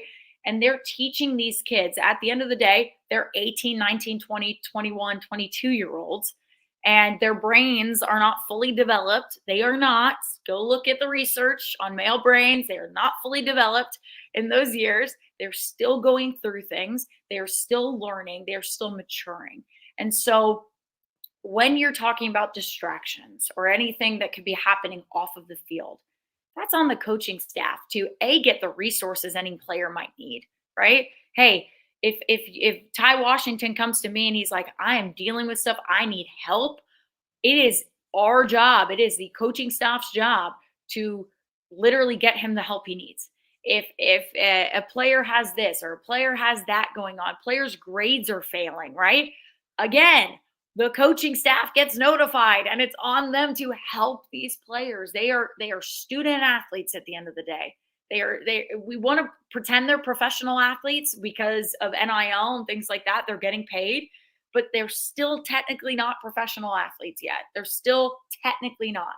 They're still kids, and they still go through the same things that, that you and I went through in college, the same things that everybody goes through when they're still growing up. And so I think you're always going to have distractions. You're always going to have something. It's on the coaching staff to help these guys overcome that. Because I know myself, but I know just me, and this is just me talking. I'm sure many of you in the chat, many of you in Discord can say the same thing. But think back to when you were in high school and you were in college, and maybe there were certain people that helped you through it. And maybe you had an advisor, maybe you had somebody that could help you through what you were dealing with in those times. And most of the time when I talk to people, they go, yeah, I had an advisor or a teacher or a mentor or somebody to help me go through this, to help me go through life. Or maybe it was your parents even, maybe your parents were still, in your life at that time, you lived at home, whatever. But most of the time people will say, I had somebody there who was helping me through. And that's kind of what the coaching staff is there for. I hate to say that they're not just for on the field stuff. They're also to help them through their off the field lives. Good coaching staffs are. Coach Cal, there's a reason he gets up there and says, it's about the players. There's a reason he gets up there and says, it's about my players. I want to do right by them. I want to grow them up into young men. I want to help them, help families, help them with their lives. He cares. He wants to make sure these men become young men, and it's just, it's kind of a great thing. It's a very rewarding thing about coaching at the college level, but it's also something you got to make sure you have a good coaching staff that can do that. You talk about the things that made you kind of go, huh, during the interview, right? And something that kind of made me go, huh, during that Tai Washington interview was the relationship that he had with Morgan Turner, the tight ends coach. And, I think that kind of shocked me a little bit more than anything else, is that he said, oh, he was kind of not really buddy with us. And he was more of like, and it treated them more as professional athletes, which is totally fine. Totally fine. I get that. DJ even mentioned that. That's what you're going to deal with at the NFL. But I also believe, and this is just my personal opinion, that's what was so fun about college. That's what was so fun about, being at coaching for my dad, at least. It's why he got out of the pro ranks and coached in college, is because he got to be a mentor. He got to be, more of a personal level with these players. and not just their coach, but also, someone they can lean on to, like a therapist, a parent kind of thing. And he liked that. He's always like that. He still likes that. Still why he's doing it today, is to help these young men. And so that kind of shocked me a little bit. I'll be Yeah. honest with you. That kind of shocked me.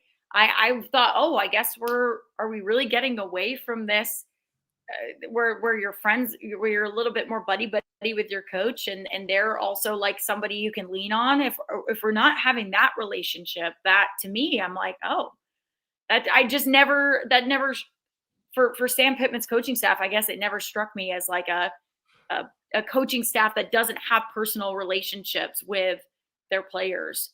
Es- Um, I don't know. Especially the defensive side of the ball, right? Yeah, Travis yeah. Williams and those guys, they love Travis Williams. That's I all you mean, ever hear about. exactly, and it's why, because he connects with them. Why? Because he connects with them on a level, and so he is their coach, and he's going to have to put on his coaching hat.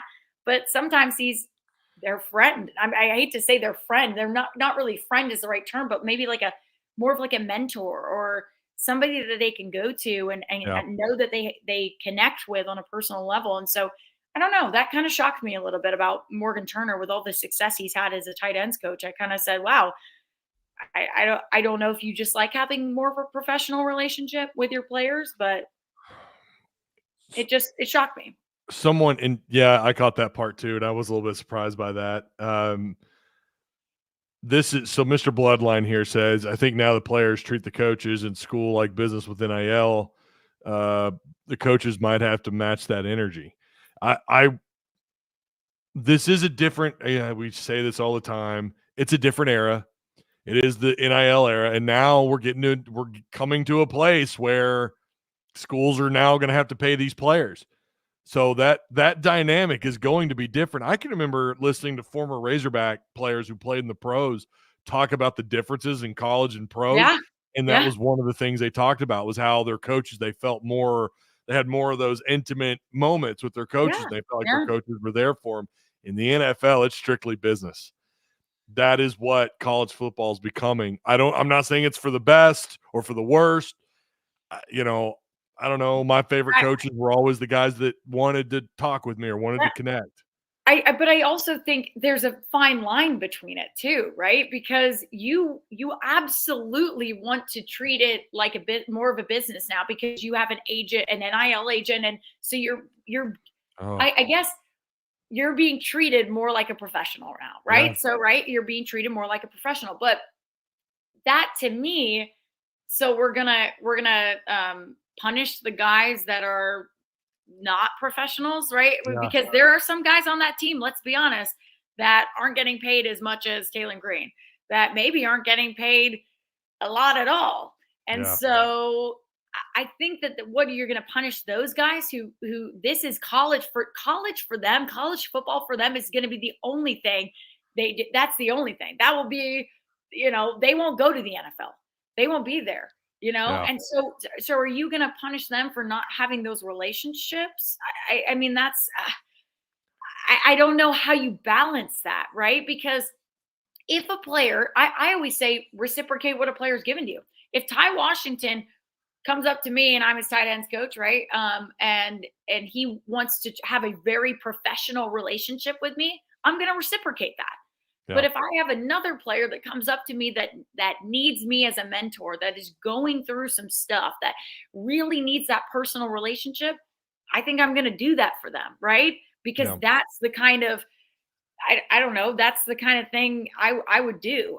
I don't know. Everybody's different. So I think there's a balance between it. I understand what Mr. Bloodline is saying about the coaches have to match that energy, but they also have to match the energy of the players that want to actually have a relationship with them and want to Mhm. actually bond with them. And Yeah. hopefully, I don't know. I don't know. So I don't know what the answer is here.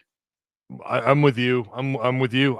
You're gonna have to find that balance. You're gonna have to again, everything's about to change. College football is about to get even more wild. I'm telling you, I'm a part of me's kind of excited to see where it goes, but then I'm also kind of like, am I going to regret where we're going? Like the NIL has it been I'm all for. I've been a I don't want to say advocate because that sounds like I'm out in the streets marching for players to get paid, but I have certainly been friendly to the idea that players should be getting paid. They should be getting compensated. I'm a free market capitalist, Courtney. All right. Those kids, you got to give them their paper, give them their money. They're working for you, give them their money. But I agree. You're going to have to find that balance, and that's going to be tricky because this is going to be a more business-like atmosphere. We have an OG on the line here. Oh, I love it. Mr. Brim. What's going on, man? He may have walked away. Oh no. Oh no! I have my mic muted. I'll come up in 1 second. I'm not quite prepared, but first and foremost, I would like to say good morning to the esteemed Courtney Mims, who has the exact same name, spelling verbatim, as my childhood friend from Pine Bluff, Arkansas. I always see that as amazing. When I first saw you on Twitter, I say, "Hold up, that's the same name as my childhood friend from Pine Bluff." The irony of all that, but good morning. How's it going, man? I love that. Wait, what's your friend's name? Can we ask that? I don't know if you can say it on the show, but now I want to know. The exact same name as yours. Literally, Courtney Mims? Spelling verbatim. Wow. Oh, and I went to elementary school with him in Pine Bluff. What?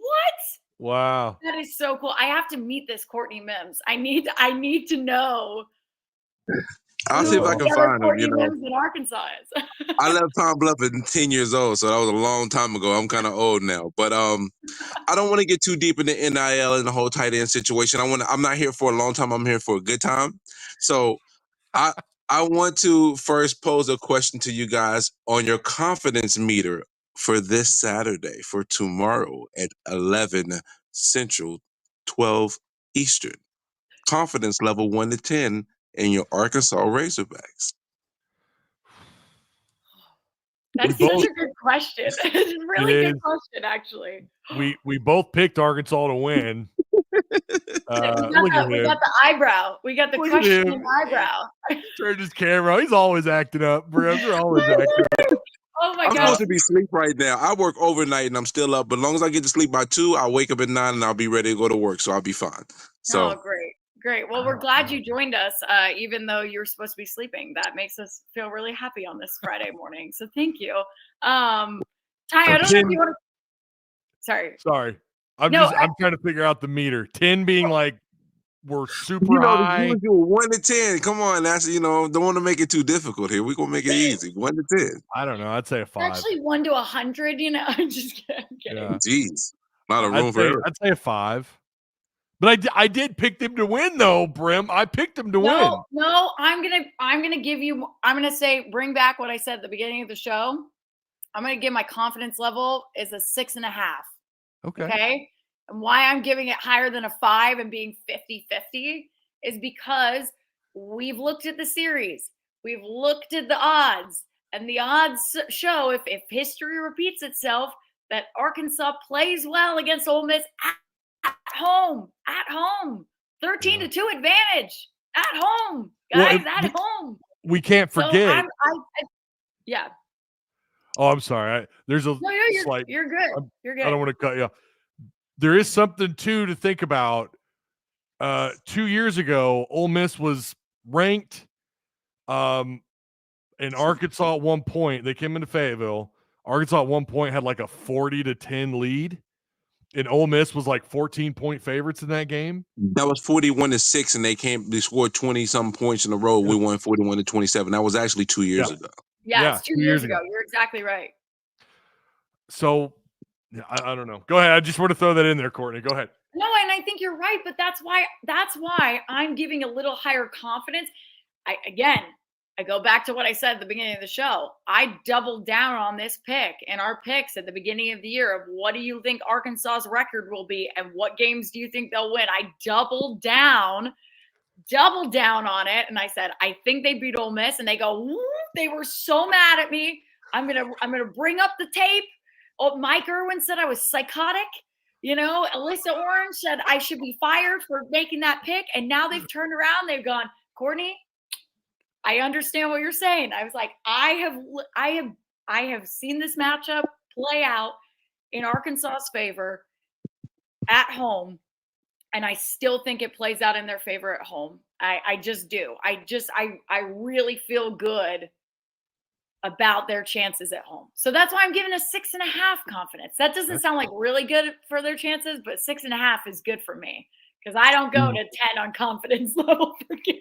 Now, Courtney, do you know what you just did right now? You have just actually described an array of emotions and things that associate with Arkansas Razorback fandom. You described PTSD, I knew where it. people were saying we can't beat Ole Miss. Like we have been beaten and downtrodden to the point where we expect the worst. You know, it's funny, but it's not funny. But expect the worst. Do it. I totally respect fans who expect the worst and then are pleasantly surprised when the good happens, when good things happen. I know fans last week that were like, I don't think they beat Mississippi State. I don't think they beat Mississippi State. Yeah. And I was like, oh, okay, that's fine. Expect the worst when good things happen. Yay. Like the problem with that is then now that it gets pivoted. It's like, okay, we did it against a bad team. Now we got to do it against a good team. I was not too worried about Mississippi State. My worry percentage was maybe about 10%. My worry percentage on this one's probably about 50, but I'm maintaining calm because there's no point in me getting hyped up, riled up, or nothing. It's like the game is going to be the game, and I just want them boys to go out there and play ball and have fun. Go out there and play ball. I love it. Put this man on a TV. Let's go. I'll run through a wall for you, my friend. I love that. Yeah. I love that. I love it. No, I seriously do.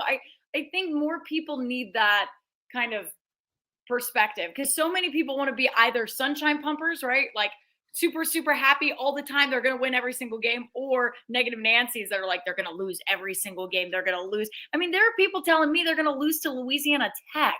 And I'm like, guys, you have not watched a lick of Louisiana Tech football this year. How are you going to tell me that they're going to lose to Louisiana Tech? So I think you need a balance, and I like that balance. Life is about balance, living in the gray, So have that balance. someone in chat brought up a really good point. This is actually I had to look this up just now. Okay, bring it up. Let's see it. The chats have been fired today also. Yeah, it really has been really good. So what's not fire? Not able to watch Arkansas play basketball. That's not fire. Oh God, don't even. Why you gotta ruin my day? I'm about to get up. Why you gotta ruin Pinto? Pinto!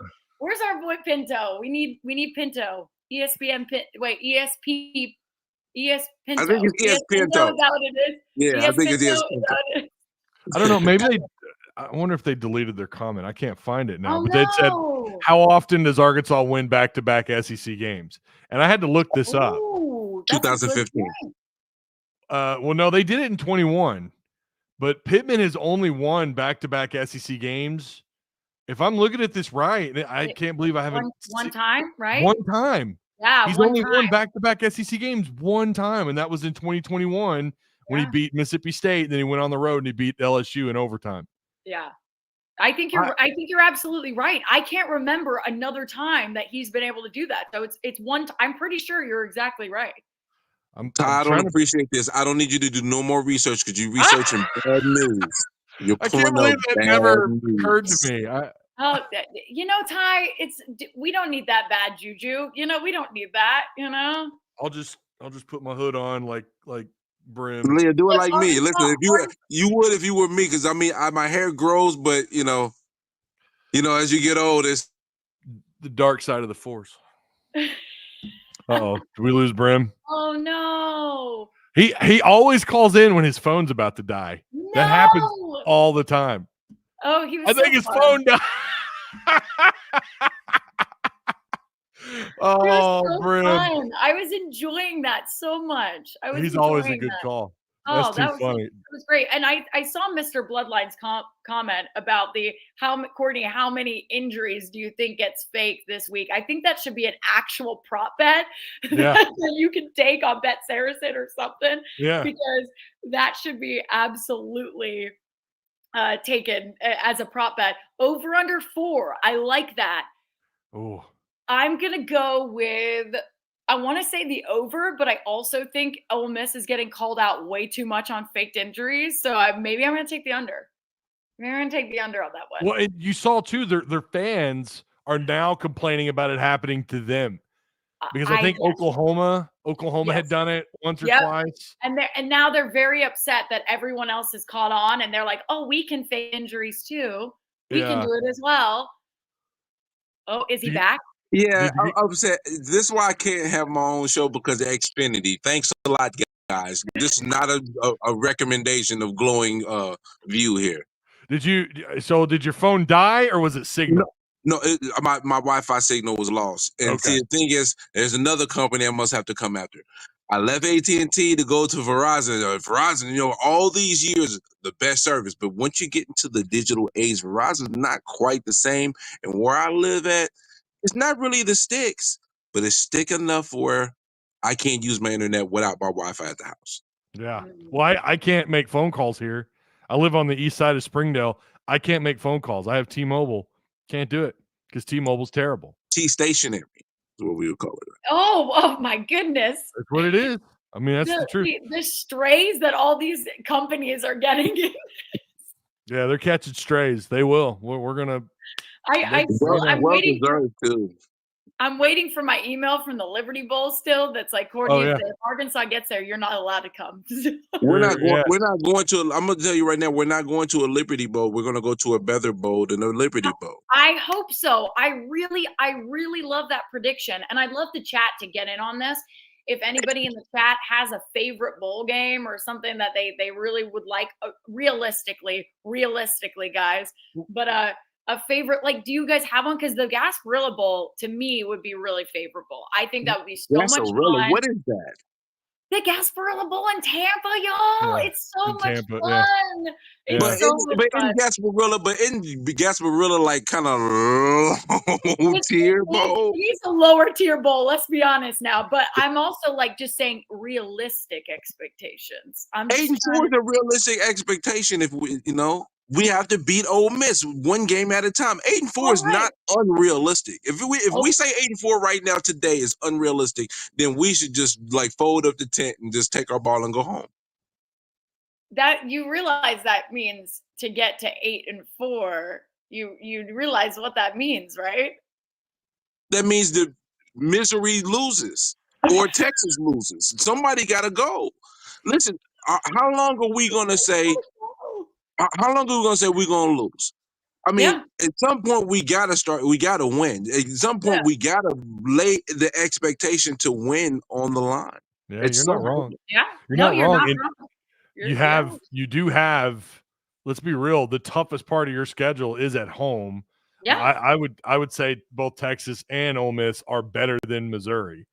They definitely are. They definitely are. But again, we could go into the Missouri. It's a freaking trophy game again. Oh my gosh! And it's a trophy game. Just beat them. Play the game and beat them. And listen, if they have no cook, they are cooked without. They are cooked.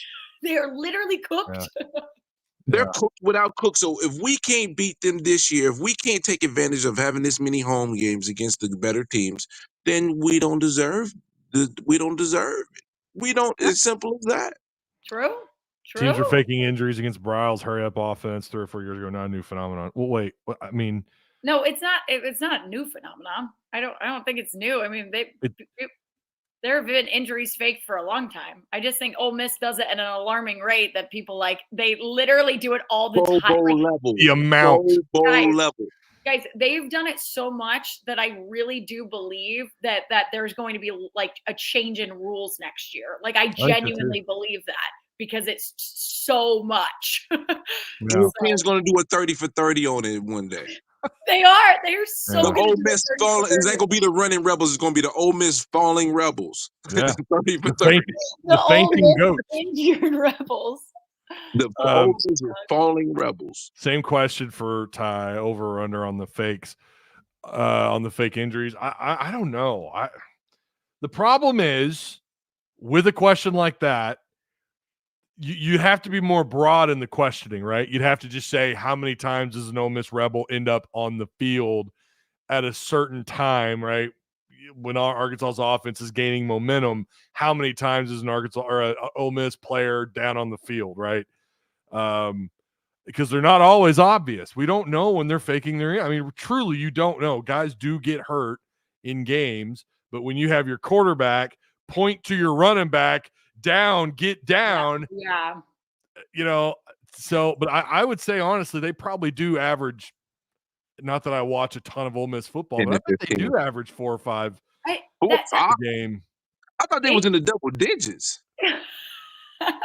No, it's probably like 4 or 5. If you really count it, I do believe the tie. But that 4 or 5 in a game should not be happening, guys. That should not be a thing. That's why I think there needs to be some sort of ruling. Like Mike came up with a good idea a couple of weeks back when this question got to us. And so I'll give him all the credit for this. But if you go down in a game, it's called a player safety rule. So if you go down in a game, no matter what happens, you go down, you're hurt, if you're faking it or whatever, you go down a game, you now have to sit out and be checked for that entire possession, whether it's on offense or defense. Then you can go in after that. Yeah. After that. And, so that way if it's a good player, they're not going to be like, I don't want to sit out for the entire drive. Right. I mean, so. I agree. I think it should be, there ought to be something. I mean, player safety, and Mike Irwin, I think you and Mike Irwin pointed this out on Ask Mike, but player safety is huge right now. And especially with concussions and all that. By the way, speaking of concussions, I don't know that this league, I don't know that the SEC understands what targeting really is. So I think they're going to need to readdress that in the offseason. Yeah, I think so. We've seen so many weird calls this year. And I do think they're going to – hey, listen, if something isn't changed by those SEC meetings that they do in Destin – my butt is going to literally have my hand up in the air on SEC media days to the head of the SEC officials and go, can you explain targeting to me? Because last season, I didn't get it. What I thought it was, I didn't get it. It's crazy. So. It's crazy what we've seen overturned, what we've seen not called. It's insane. And no. I don't know. I don't even know why they bother to even try to enforce it. If they don't know how to enforce it, then what's the point? I mean, I think they should. Because that is a serious deal. I love that they're trying to get these helmets safer. I love that they are. You got to take care of the brain, man. There's more important things than football. But you know what? You mentioned that, and I wanted to ask y'all a question. It might be a little deep. Okay. Do you believe that the focus on concussions and healthy practice standards in regards to the game of football hurt Arkansas high school football's growth in regards to churning out talent? That's a really. I don't know if I've given that enough thought. So you're asking the change in the philosophy of football in regards to healthy safety measures and the concussion protocols and stuff like that. It might have had, did it have any effect on the growth of high school football in the state of Arkansas, and therefore it kind of caused it to taper down some because less kids participated in the sport of football due to those rules and parents not wanting them to play the sport? I don't know. Ooh, that's a really good question. I think it's less of the philosophy of the health and safety, and it's more of the cost involved with that, maybe. I mean, Arkansas still is an incredibly poor state if you look at the rankings of how much money the state brings in.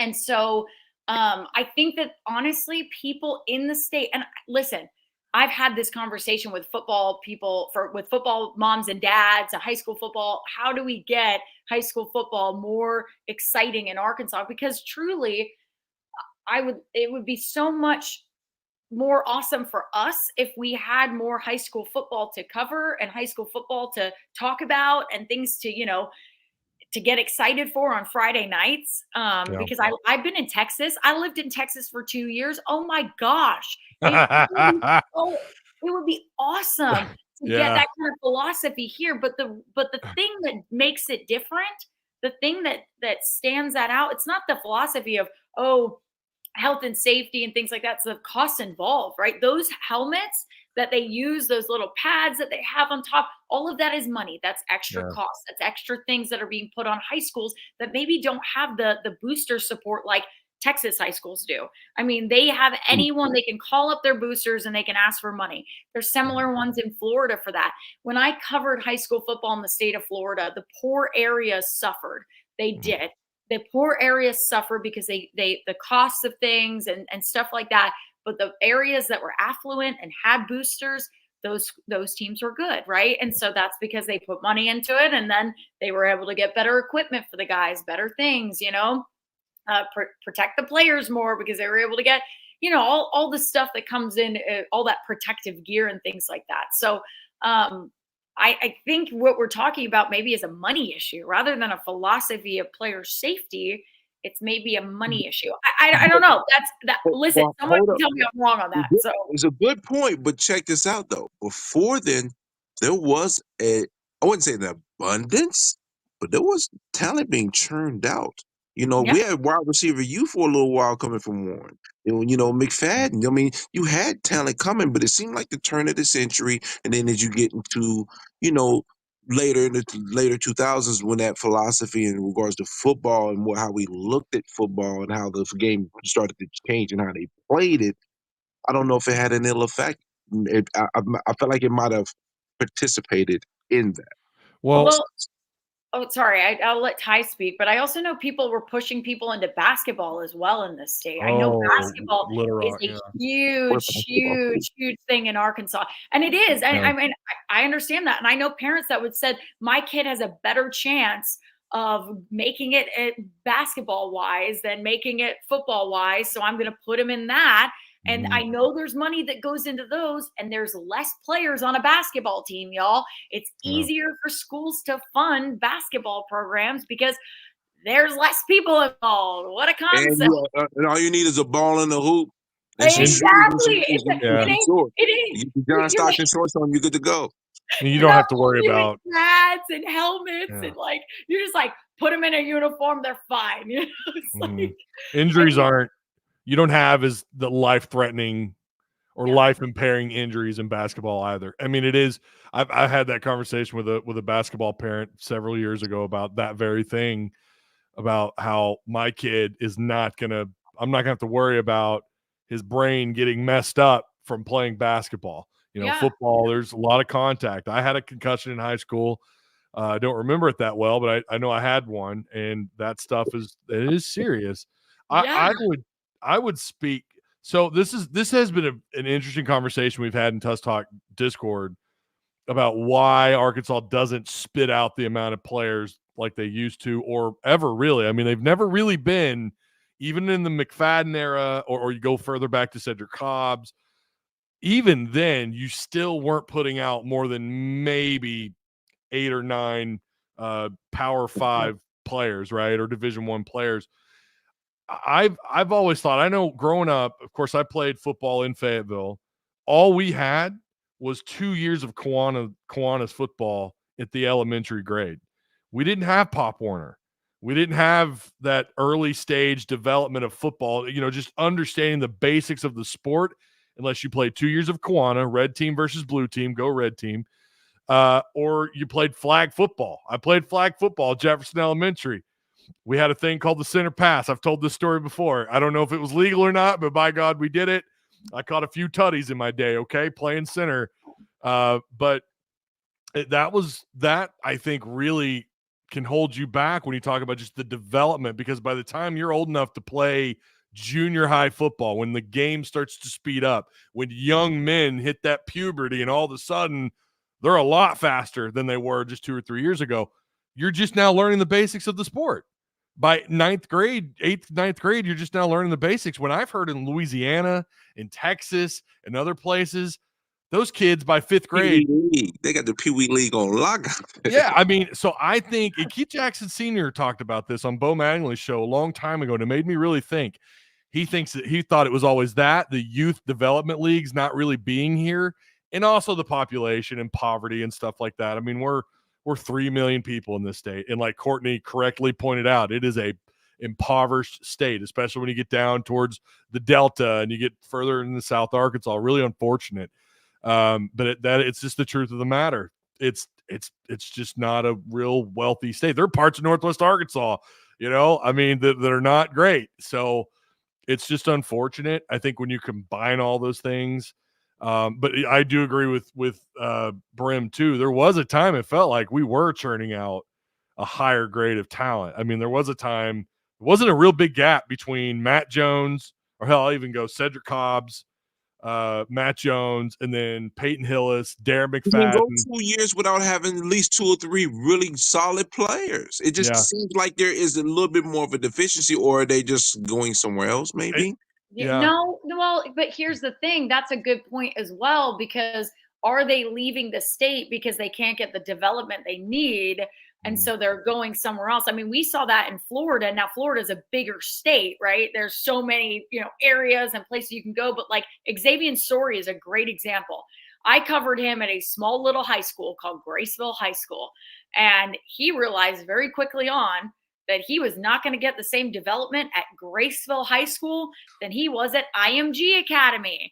So he went to IMG Academy, right? So I think there's something to be said, right? Where Brim is making a point there, like, do they leave? Maybe we need to see if there's guys who are leaving. I feel like that's easily tracked.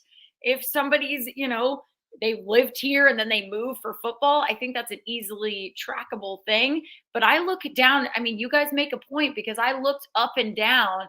The 24/7 Sports, I believe, does a top 100 recruits list.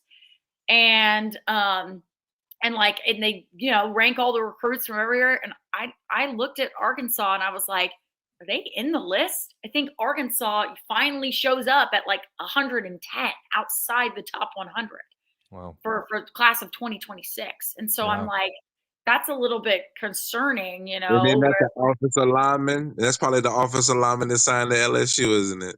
It might be, or I think it was class of 2025 or 2026, whichever one it was. But I was looking through and I was like, why is there no Arkansas people here? I mean, it's just, it was like, what the heck? What's going on? Why are we ranking? And I know some people say, okay, well, if you're even leaning towards Arkansas, they throw you down in the rankings, or like, depends on where you're leaning. And I'm like, why do you do that? What?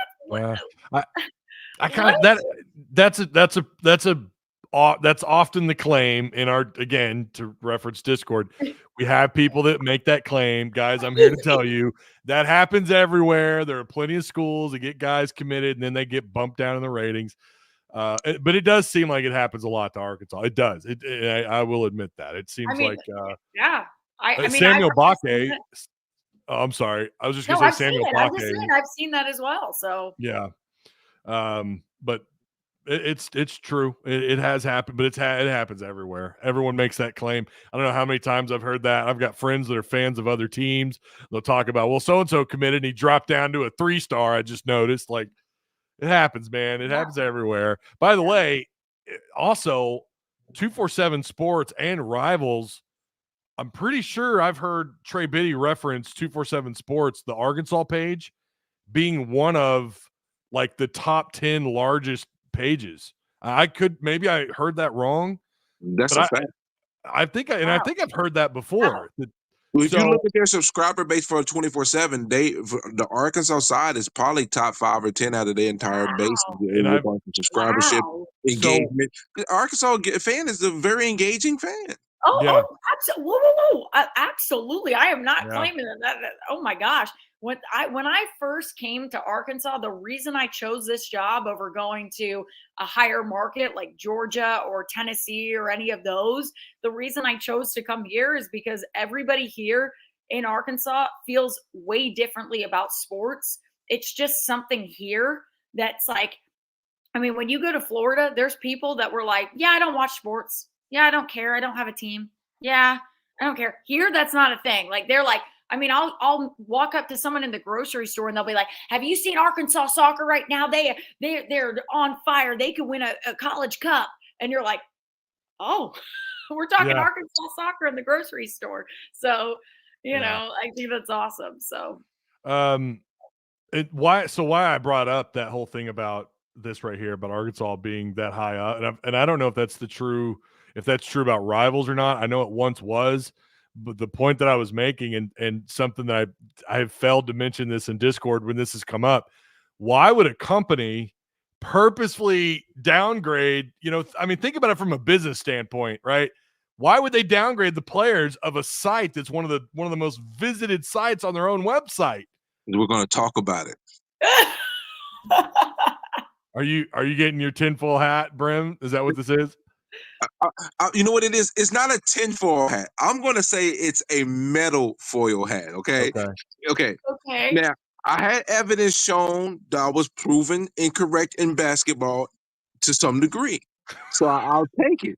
I'm going to say that I am probably wearing a tinfoil hat, but through the history, it always felt like the moment they said they're going to go to Arkansas, they drop them down just a little bit. It just always seemed the case. Now they might work it back up, but the moment they say we're going to Arkansas, you lose a half of a point off the bat immediately. We've seen players jump too, though. I mean, not immediately. Any evidence that we jump immediately? Listen, I'll go to our recruiting expert, Otis Kirk, because he's the one I talk to about everything Arkansas football recruiting. When I have questions, I go to him. He literally follows it like every 24/7. He is that guy. He's gonna say I'm crazy. What? He's gonna probably say I'm nuts. he is. So I go to him, and he says he agrees with everyone who says that. He goes, every time I look at their rankings, and when they show an inkling of wanting to go to Arkansas, they drop. And he's noticed that. He's literally like, he can give you examples of when that's happened. So, I mean, again, I'm not claiming that I just know that that's through him, and I trust him. He's claimed that, that's I'm surprised that you're telling me this right now. I thought you were gonna say we might be nuts, but the fact that he sees what I think I see, that it ain't a long-term thing. It's just like the moment you say I'm going to Arkansas, they knock you down a little bit, and you might be able to move up because if your performance is out of this world, they got no choice but to. But the immediate result of your decision to go to Arkansas, or the disrespectful friends that I have, because I live in Connecticut, and my friends, when they say Arkansas, I want to fight them. I said Arkansas was before Kansas. No, they're Kansas. Okay. I'm looking for. I gotta looking for a tinfoil hat to put on here. Yeah, do it for me. I get it. That's a little conspiracy theory. I'm sorry.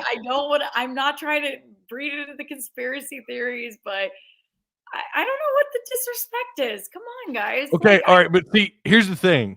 Tavion Wallace dropping over 100 spots is pretty crazy. Did he really drop over like 100 spots? He dropped, yeah. He dropped. I don't know if it was 100. I didn't even know that, Heartbroken Hawk. I didn't even know that. I mean, that's pretty bad. 100 spots? Did he play bad his senior season? I now need to look this up because I believe he hurt. It's most likely either you go to a camp and you do bad. Your performance is bad at a camp, and it could sometimes, you'll drop if you're not performing that year, or if you decide to go to Arkansas. I don't buy that, man. I've never bought that. I'm not saying that it never happens.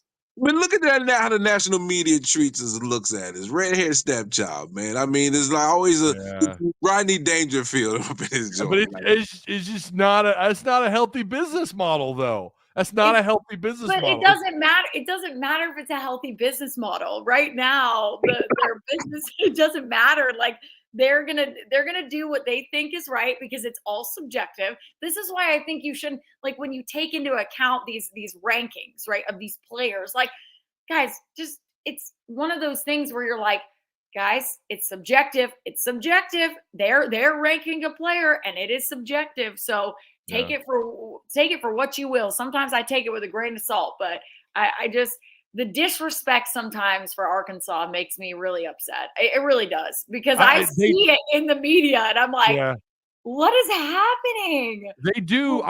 They've had a suspicious amount of players that have dropped in rankings. I mean, I'll grant that, but come on, put that 10-4 hat. Come on with us. Come on. But I'm not. No, but I just don't. These are businesses. I know we could say it's, whatever, but they are a business at the end of the day. But guess what? Arkansas not being a redhead stepchild is a business too. Well, what do you mean? I mean, how are you getting picked? There's a pecking order to this business we call football, and how dare Arkansas be good and upset that pecking order? Well, That's exactly right. You're not wrong, because ESPN kind of does the same thing. I mean, let's be honest, right? Like ESPN has a pecking order of teams that get more views, get more coverage. And part of it is because in Arkansas, right, we talk about the state and how many people are in the state and how many people are here. But even like my friends in New York City, right, when Coach Cal was hired, they were like, I work for I work in Arkansas. I work for Big Trail Nation. They should know these things. But they were like, what's the Arkansas mascot again? Isn't it like a tiger? And I was like, oh Lord, oh Lord. Can you send me their address? I'm probably about 45 minutes away from them. I would like to come Great, and be able to give them a great. baby love taps back in the back of the neck. It kills me, because it's like it's one of the things I talk about when Coach Cal got hired, is that like this brand, right? You also you're bringing on a brand, and that's only going to help your brand. I mean, we haven't even seen the effects just yet of Coach Cal on every other, like, recruiting for other sports. But I was talking to another coach that was like, not his hiring helps every sport here. It does, because we're now so much more of a brand, with having his brand here. So I think, again, we talk about brands, and there is a pecking order of brands. And now Arkansas is like, ooh, we're climbing up. We're annoying the pecking order, because we got Coach Cal, and two, if Arkansas football, like, let's say they beat Ole Miss, let's say they beat Texas, let's say they win out, right? Let's just say they win out.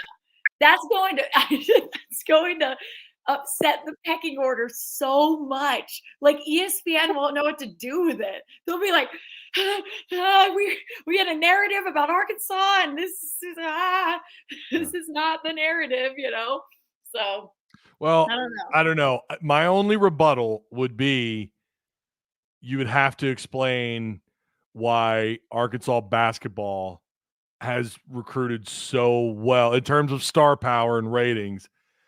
Like, and I get that they're two different sports. I understand that, but it's not like Arkansas. Arkansas's not considered by most places to be a blue blood of college basketball. They're not. But I'm gonna argue something really quickly. Okay. There's a lot of people, and maybe it's just because I'm from a basketball family, and maybe it's because I'm from a basketball family. So I'm going to be honest with you. But there was a lot of people that when I took the Arkansas job, they were like, oh, that's so great for you. They're like a basketball school. Okay. So you're okay. We've been a basketball school since 1994.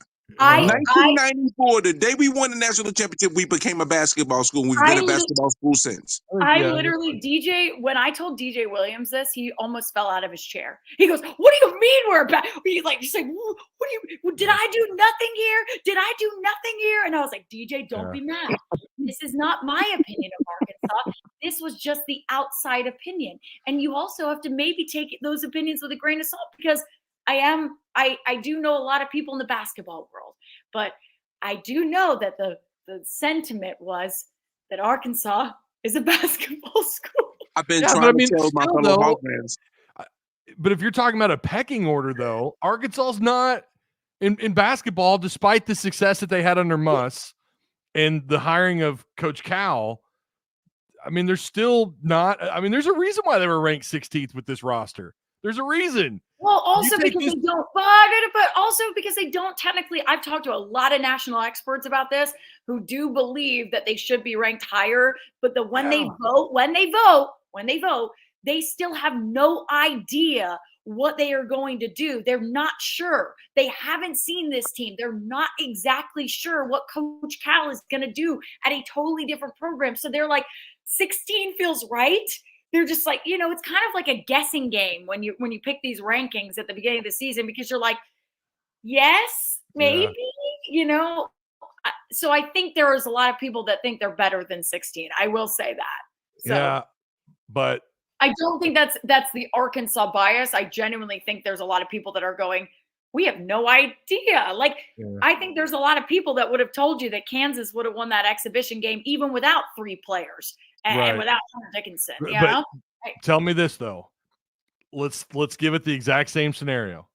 If Cal went to Duke, if Cal went to North Carolina, if Cal, I wouldn't say Alabama because even though they're on a high right now, they're still not a blue blood. They're far from it. Kansas, whatever, North Carolina, Duke, those groups, the exact same scenario where you've got one returning player and you've got whatever it is, 13 new guys. Where would they be ranked? And you can't tell me they wouldn't be ranked. Kansas would be number 1 in the country with this damn roster, or top 3. North Carolina would be top 3. So that's the point that I'm making. Okay. And I agree with you. There is a pecking order. I agree with you, but basketball's still just not there yet. And so you still had the number 1 recruiting class in basketball. So go on, Brim. I had to wave my finger at the Dikembe Mutombo. Rest in peace, Dikembe Mutombo. Check it out. Now, listen, I'm born in Little Arkansas. I lived in Arkansas for not a very long time in my life. I have a nationalistic view in some aspects when I get a chance to see Arkansas. And most people look at Arkansas as more of a basketball school. That's one. And that's why I always say that, and people get pushed back, but our biggest success comes in basketball. That's true. I think that is I think that's true. I hate to say that, but I'm not trying not to be biased. Second point. Now, maybe Duke and North Carolina would have been rated higher, but if they had finished 15 and 17 the year before, they wouldn't have been higher ranked with a brand new team with only one return player. When you look at the most recent data over the last 4 years since COVID, Who? What? Who's not going to be? I said if it was Duke and North Carolina coming off a 15 and 17 season the year before, getting Cal, they might be ranked a little bit higher, but not by a large amount. I'm going to tell you why by now, about 15 to 17 the year before. Yeah, I do think that's a justified. I do think, again, these national media people are going, we see the talent. We absolutely see the talent. We saw the talent last year too, and look what happened. I agree with you. But what I'm saying is that you get inside the heads of the people who are voting here, right? Where they're going, we see the talent. We understand that Arkansas got Coach Cal and he's put together a really great team, but we still have no idea what this is a brand new set of guys, and we have no idea what they're going to come out and do. Those national media guys have not been to a practice. They have not. They do not know what it's like. So they are throwing at walls and guessing. Box is right. 16 is kind of justified because they'll jump 10 spots in 1 week if they prove that they can. Listen, if they beat Kansas without 3, obviously Kansas was down some of their players and some very high power players. Yep. Yeah, 2 main stars and 1 rotation guy. Let's be honest, one guy who people have said, if you look at the Kansas media, one guy who will be in the rotation. So I would say 3 talented guys right there. We were down our talented one of our talented guys in Jonas Adu. So yes, we were down a guy as well. But I think a lot of people saw a lot of good from Arkansas in that exhibition game. They said, dang, look at it. We've gotten to see it. We've gotten to see it now. So I think if you did a re-ranking of these teams, if you re-rank these teams going into the preseason, I think Arkansas would be a lot better than 16. I think they might even, 10. They might be top 10. Yeah, 10 or 9. I would say that 10 or 9. But I think that they'd be top 10. But we'll see, because here's the thing. Box is right. In basketball, though, they jump 10 spots in 1 week. You're exactly right. We'll see what happens. I do believe this team needs to have a 16th ranking to show the world what they can do, to show the country what they can do. Because if you rank them real high, I think that's rat poison. I don't like it. I just, Cal doesn't like it either. I mean, you're laughing at me, Brim. No, it's Todd's facial expression is killing me right now. It's kind of the combination of the Blake man, like, I hear you, but nah, face. I just think the argument falls apart when I think we all 3 admit, if the exact same scenario were to happen anywhere at Kentucky, at North Carolina, they would be given the benefit of the doubt. They would be. They would be. But It's brand recognition. They would be, right? It's why Vanderbilt football, even though they've been playing well this year, they still don't get the respect they deserve, right? No, they Still don't. are not getting respect. I mean, Vegas You're right. literally put Auburn as 7-point favorites against them this week. I was like, but I think some of that is brand recognition. Some of that is like, okay, you're still Vanderbilt, right? Yeah. So do it again. Then do it again. Like that's what it is. Like, oh, you did it once. All right, do it again. Then. do it again. Yeah. Well, they got Auburn. They got Auburn on the tomorrow, Saturday. Yeah. So they should win that, but it's at Auburn. So I guess we'll find out. It's going to actually be a close game, though. I think it will be too. I really hope Vanderbilt wins because I hate still the disrespect that this team is getting. They have defied basically the odds makers a little bit because if you look at them statistically, guys, they are in the bottom half of a lot of statistics when it comes to the SEC and even in college football in general. They don't jump off the paper at you and go, wow, this is what they're doing so great, except their quarterback. I mean, he's up there, but everything else is kind of middle, bottom half of the SEC. And so you're like, how are they doing this? And that's where I think you got to make a case for Clark Lee, right? You got to make a case for him. I know he's probably not going to win Coach of the Year because still the disrespect, and Mike Elko has done a fabulous job with Texas A&M.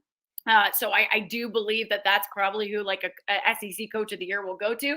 But Clark Lee, give him some credit. I mean, that man just defied the odds there. And it was so funny because at SEC Media Days when they were talking about this team, I was like, oh, here we go again. It's another Vanderbilt team. They're literally, oh, we feel really good. We got this new quarterback in from New Mexico. Like we literally feel so good about him and blah, blah, blah, blah, blah. And I was going, here it is. Once again, Vanderbilt, poor guys. And I mean, the fact that he has gotten them to a point where at least there is respect now. It's not just like you have Vanderbilt coming up this week. It's an auto win for you. The fact that he did, like, I was like, all right, give him some credit. Give him some credit. Pavia, they're fun to watch. Vanderbilt's very fun to watch. I've watched them several times this year. Pavia is him. That dude, he's just an old school baller.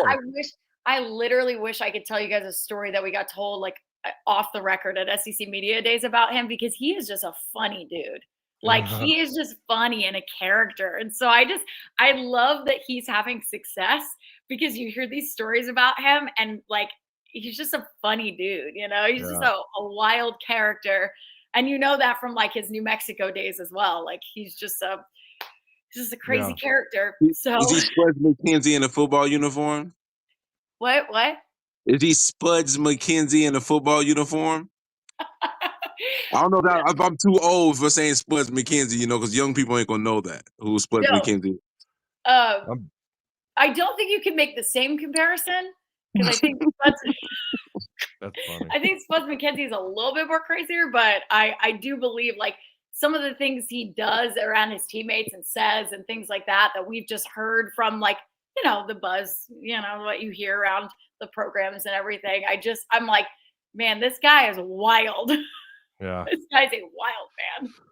Well, I'm about to get ready to head out, guys. I just want to say one thing, Todd. Thank you so much, and it's a pleasure to have the privilege of speaking with you, my dear. I do appreciate it. I will say this though: I made a deal with the devil, and the devil is a fan of a team that I have despised. Because he's such a good fan, he has lowered my level of hatred towards them, and me and him have made a pact that we're going to win games the rest of the season, and we're going to face each other in the SEC championship. So this is for you, Drew, Texas A&M. Y'all win, we win. We're going to face each other in the SEC championship. Let's keep winning. I made a deal that we keep winning, and so far it's working. So we got to keep winning. They keep winning. We'll face each other. That's the deal, the devil deal I made. Wow. So, whoa. I made a deal with a Texas A&M fan. He's a good dude, though, man. He really made me dislike the Texas A&M Aggies about 25%, by a large amount because he's such a reasonable fan and he's rooting for us too. So that really made it. So it's made it easy for me and him to talk. Like, you know what, y'all win, we win. Let's handle business, okay? It's all right. I get it though because Aggie fans actually in recent times have been very nice, and I'm like, dang it, I don't want to like you. but they've been nice. And now it's my Kentucky hatred is taken over because they have not been nice. So Kentucky and LSU. On the low, we should hate A&M even more though, because they're being nice because they've been beating us so often. So that's more of a pity. That's more of a it's a pity nice, right? It's a yeah, pity nice. Yeah. That's why I told him, I said, when I whoop y'all, then my hatred will go away. We gotta whoop y'all first. But I appreciate you, Ty. Listen, we'll pick Suey tomorrow. Gentlemen, if y'all happen to watch it, I know you're not, but just play the game, enjoy it, play with all your heart, and you'll win. Do this. Please. Yeah. I do not want Ole Miss to win. I want Paul to go home. I want to tease his dad. That's all I want to do is tease his dad. Y'all came in, and y'all had to go back with that L. Like James Wisdom, you was eating the L's. There you go. Hey, you'd be surprised the amount of family members and players that actually do. You got to be. Sometimes when you say things, it's like, oh no. They tune in on the low. They do. I found out in practice. And I'll say this: like the players of this year's team, like I recognize this from DJ. It's like they recognize us and stuff like that. Like Jaden Johnson. I think he mentioned this in the thing with Tai, where he was like, Jaden Johnson came up to me, and he came up to DJ and he was like, you that 4th and 5 guy, you keep it real. And he was like, I'm gonna have to dog you, right, for the missed tackles. He was like, yeah, I know. That's how it goes. I know you guys get hit up by Courtney. I know you guys get hit up by family members. I get a family member in my DM at least, I'd say once every 3 weeks.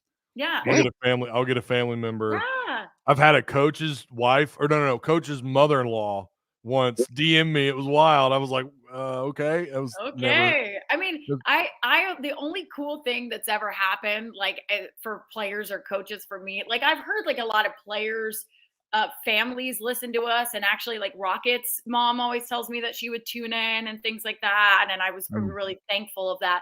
But like, my scariest thing was when I got a DM literally, or a message, sorry, not a DM, from like Barry Odom being like, I listened to the show. And I was like, like, that makes me so stressed out. I don't wanna, it adds a level of stress. It really does. You're like, and so, I mean, that was probably the one where I was like, okay, I've got to make sure I don't say anything super crazy and upset him.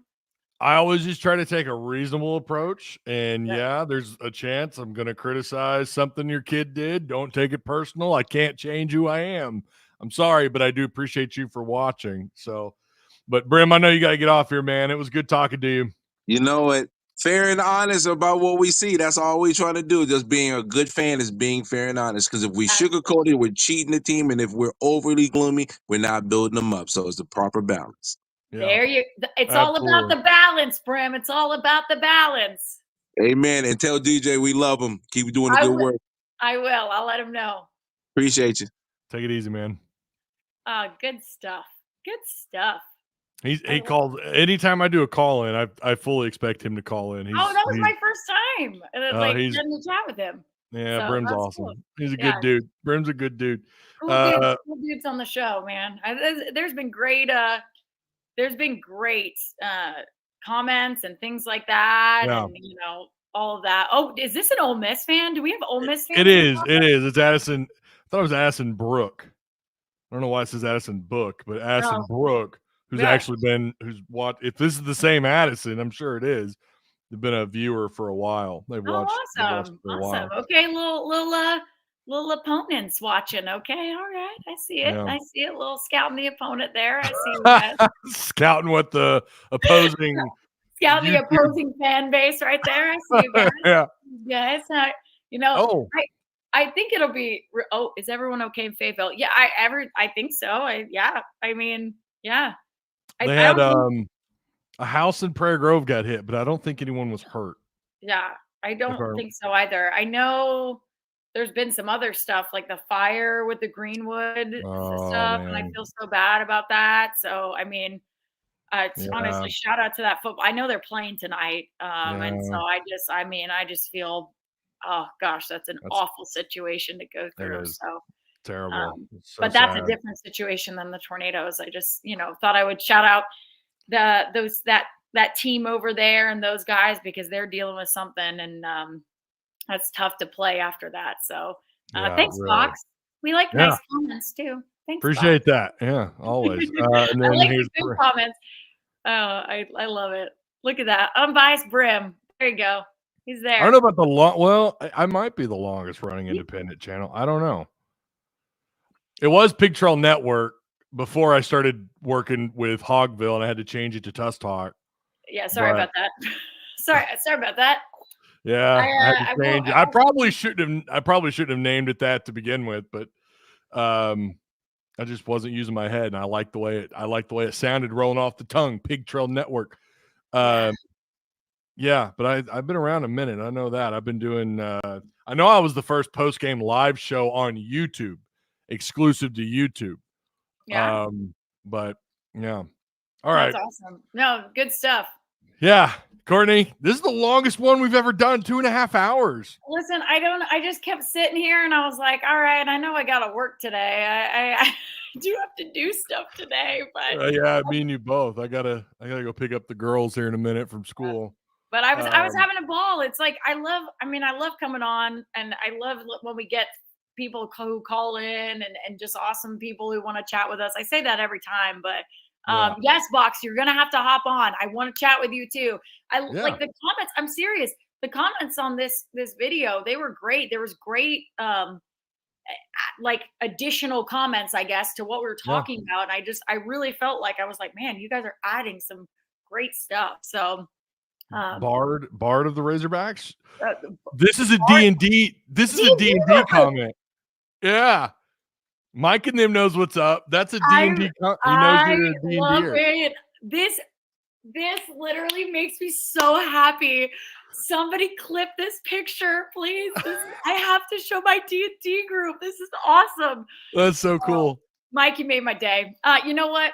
Hogs by 90. You made my day, man. Oh. Hogs by 90. Made my day. We got it. We've got to do the Baldur's Gate 3 after the football season, right? We do. No, we're definitely, if anyone is interested in doing Baldur's Gate 3, like I am genuinely serious about that. I want to make our own characters. I want to go through a campaign.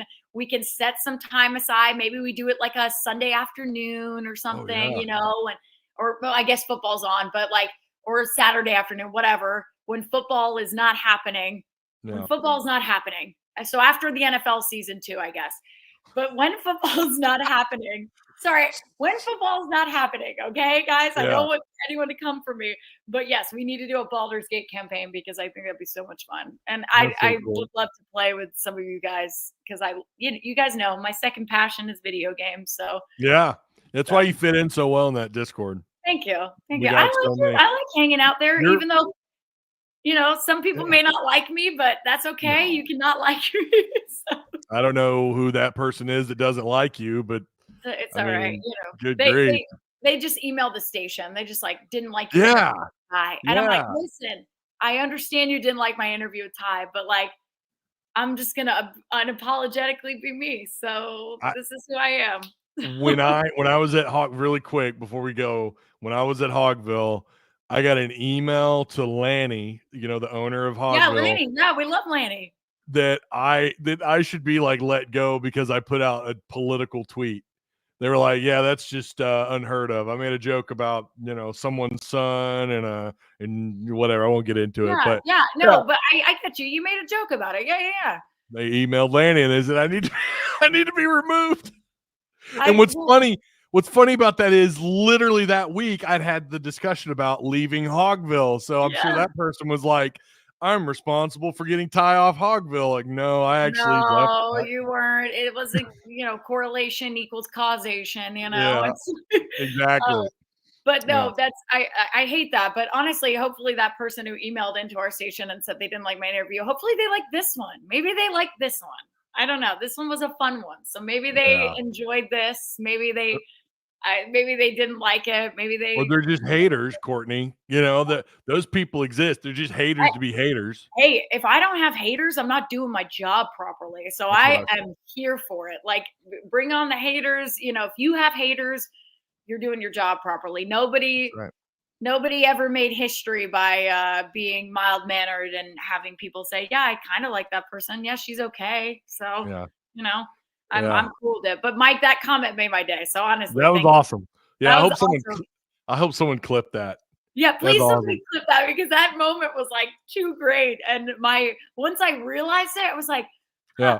Because I initially started on the +5 and I was like, +5 boost with camera. And I was like, +5. And I was like, wait a second, Bard of the Yeah. Razorbacks, you're making a D&D reference. That's too That's good. great. Too good, That's Mike. So awesome.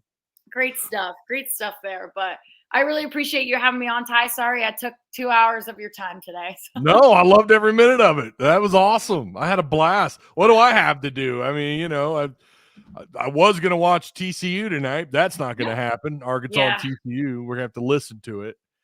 Yeah, So, that's going to be a bummer because I'm such a person where I like watching what I'm seeing because I'll be honest with you, announcers are not going to they're going to describe the play going on, but they're not going to describe everything else happening on the court. And that's what I like to see, right?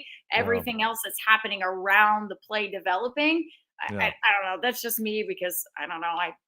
My dad's a basketball coach. Sue me. I don't know. I just like watching it. So, me, guys. I don't know. Well, it's easier to paint a picture of you know, I mean, for what we do, for what to expect moving forward, and it's easier when you've got eyeballs on. Exactly, and then I can go back. I always like to go back and watch it and see things I didn't see before.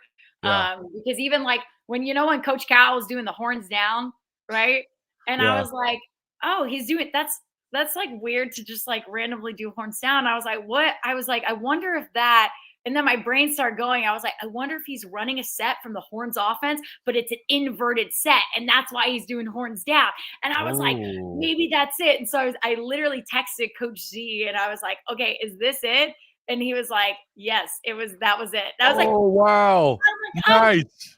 I was like, okay, pat on the back, Courtney. Let's put her on staff. All right. That was great observation right there. There you go. That's awesome. My dad runs the horns offense a bit. He runs certain plays from the horns offense. So, and it's like a very common basketball, like that's their, it's a set of plays. But anyways, it's very common.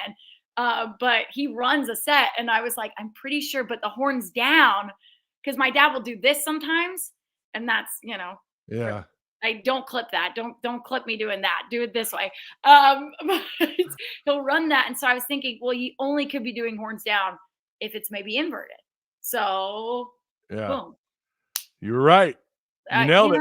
Sometimes small wins in my life. Small wins. But that's why I like to watch because then I can see those things happen. The announcer usually isn't going to tell you that. Do you know what I mean? Like or the radio announcer is not going to play-by-play guy is not going to say that. So as great as Chuck is, it's. Oh, and I love Chuck. Oh, that's not a dig on Chuck. No, not at all. Not at all. One guy, he can only tell you so much. Yeah, you're right. There's only so much you can do, and that's his job is to try and paint a picture to the listeners. Here's what's going on. I don't know how they do it, to be honest with you. It's tough. I tried play-by-play one time, and I just get too excited. I mean, I know someone here said I talk too fast. I think I also talk too fast on play-by-play.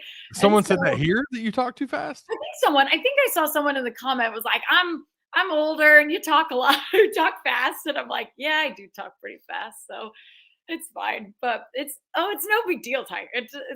I think they were being nice. They were just trying to say that. But I think I also talk too fast when I do play-by-play. So I think, and I get excited. Like when I'm describing I'm like, oh, and people are like, Courtney, what's happening? You can't just do, Yeah.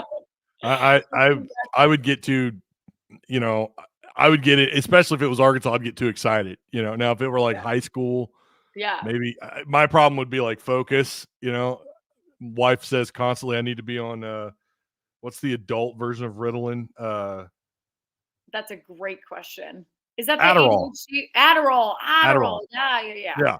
My wife says I should be on Adderall. She's probably got a point, but I would struggle to to focus in, on what's going on. Yeah, it is truly like Chuck does a great job. So he really does. Hands off to Chuck because I truly think he's one of the best when it comes to play-by-play around the country. Because there's some schools that have certain people that do their play-by-play that I can't listen to, but I like listening to Chuck. I really do. So okay, so that comment got cut, by the way, or clipped.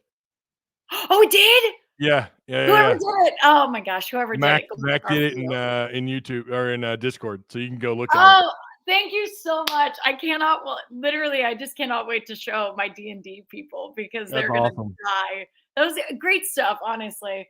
Like gold star for the comment. That's gotta be my favorite of the day. So That's I a don't good know one. any, Yeah. Getting the I don't know, D&D reference in there was chef's kiss. and quite a good reference, even with the rolling of the die and giving an attribute to me for morale. Yeah. I was like, let's go. Mike's one of our he's like one of our OG kind of nerds, he's just one of the boys. I love it. One of the boys. I That's love right. that. That's great. That's awesome. Well, I really appreciate it again, Ty. I know we're just having too much fun here, and I do have to go to work today. So if anyone out there is listening from Arkansas, I'll do a quick plug. Like lives in Arkansas, I'll do a quick plug. If you want to, Pig Trail Nation, you guys know we do our game day show live every Saturday morning. We will be on the field live ahead of the Ole Miss game. I know so many people like watching college game day, but watch our show because you're going to get stories. You're going to get stuff that we're going to tell you that's exclusive that nobody else has. So, and DJ Williams is our host. So you'll love that. You'll love that he hosts the whole thing and does the whole thing. So that's our game day show on Saturday morning at 10 a.m. It airs here in Arkansas on KNWA and KARK. So you can see it pretty much from around the state. But we also live stream it on our website for anyone outside of the state. I know we have a lot of people who watch outside of the state too. So I'm just going to give a shameless plug if that's okay, Ty. No. You do you. I probably should have asked you to do that sooner, to be honest with you. I'm bad about that stuff. Shameless plug. I just think people, because there's so many people in here that that love DJ, and I respect that. I love DJ too. He is amazing to work with. One of my favorite people, genuinely, to work with every day, and teaches me something new. I learn something new every day from DJ. So, so if you like him, you want to watch him, he's in our game day show, the whole thing. He hosts the whole thing. Mike Irwin's in it, Alyssa Orange, myself, the whole team. So we have a lot of fun. And I think tomorrow we have the Metcalf's parents on. So if you guys want to hear from TJ and Tevis's mom and dad, they're awesome. Yeah, so they're good people. Yeah, they're good people. So we have them on the show tomorrow. And they're going to be really cool to hear from. So we have a lot of cool stuff in that show. And then we do our Gear Up for Game Day show tonight at 10 o'clock. So if you guys like DJ Williams again, he hosts that show too. So you get to hear his analysis on the game before it happens. Well, you guys do a great job. And the other advantage too versus game day that you guys have is they're talking about teams you may not give a damn about.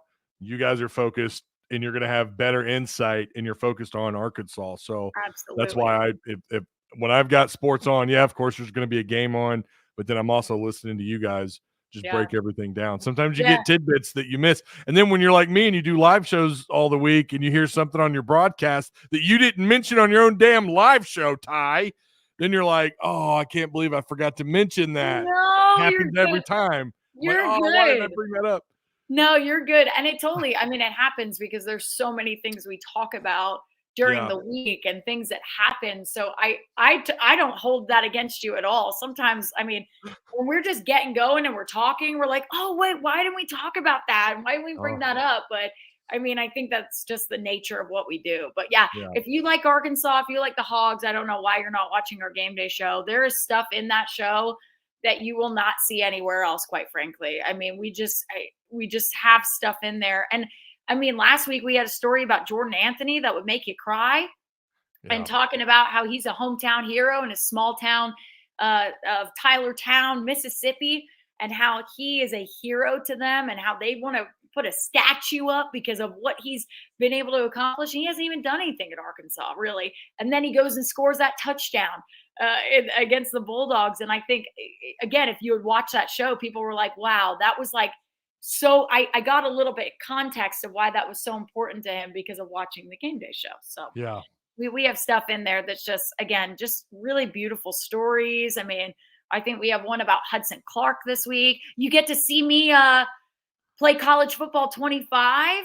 Yeah, so I watched you against. Well, we could spend another hour on EA Golf, But I saw you play DJ Williams, Mm. and then you guys haven't posted anything since, have you?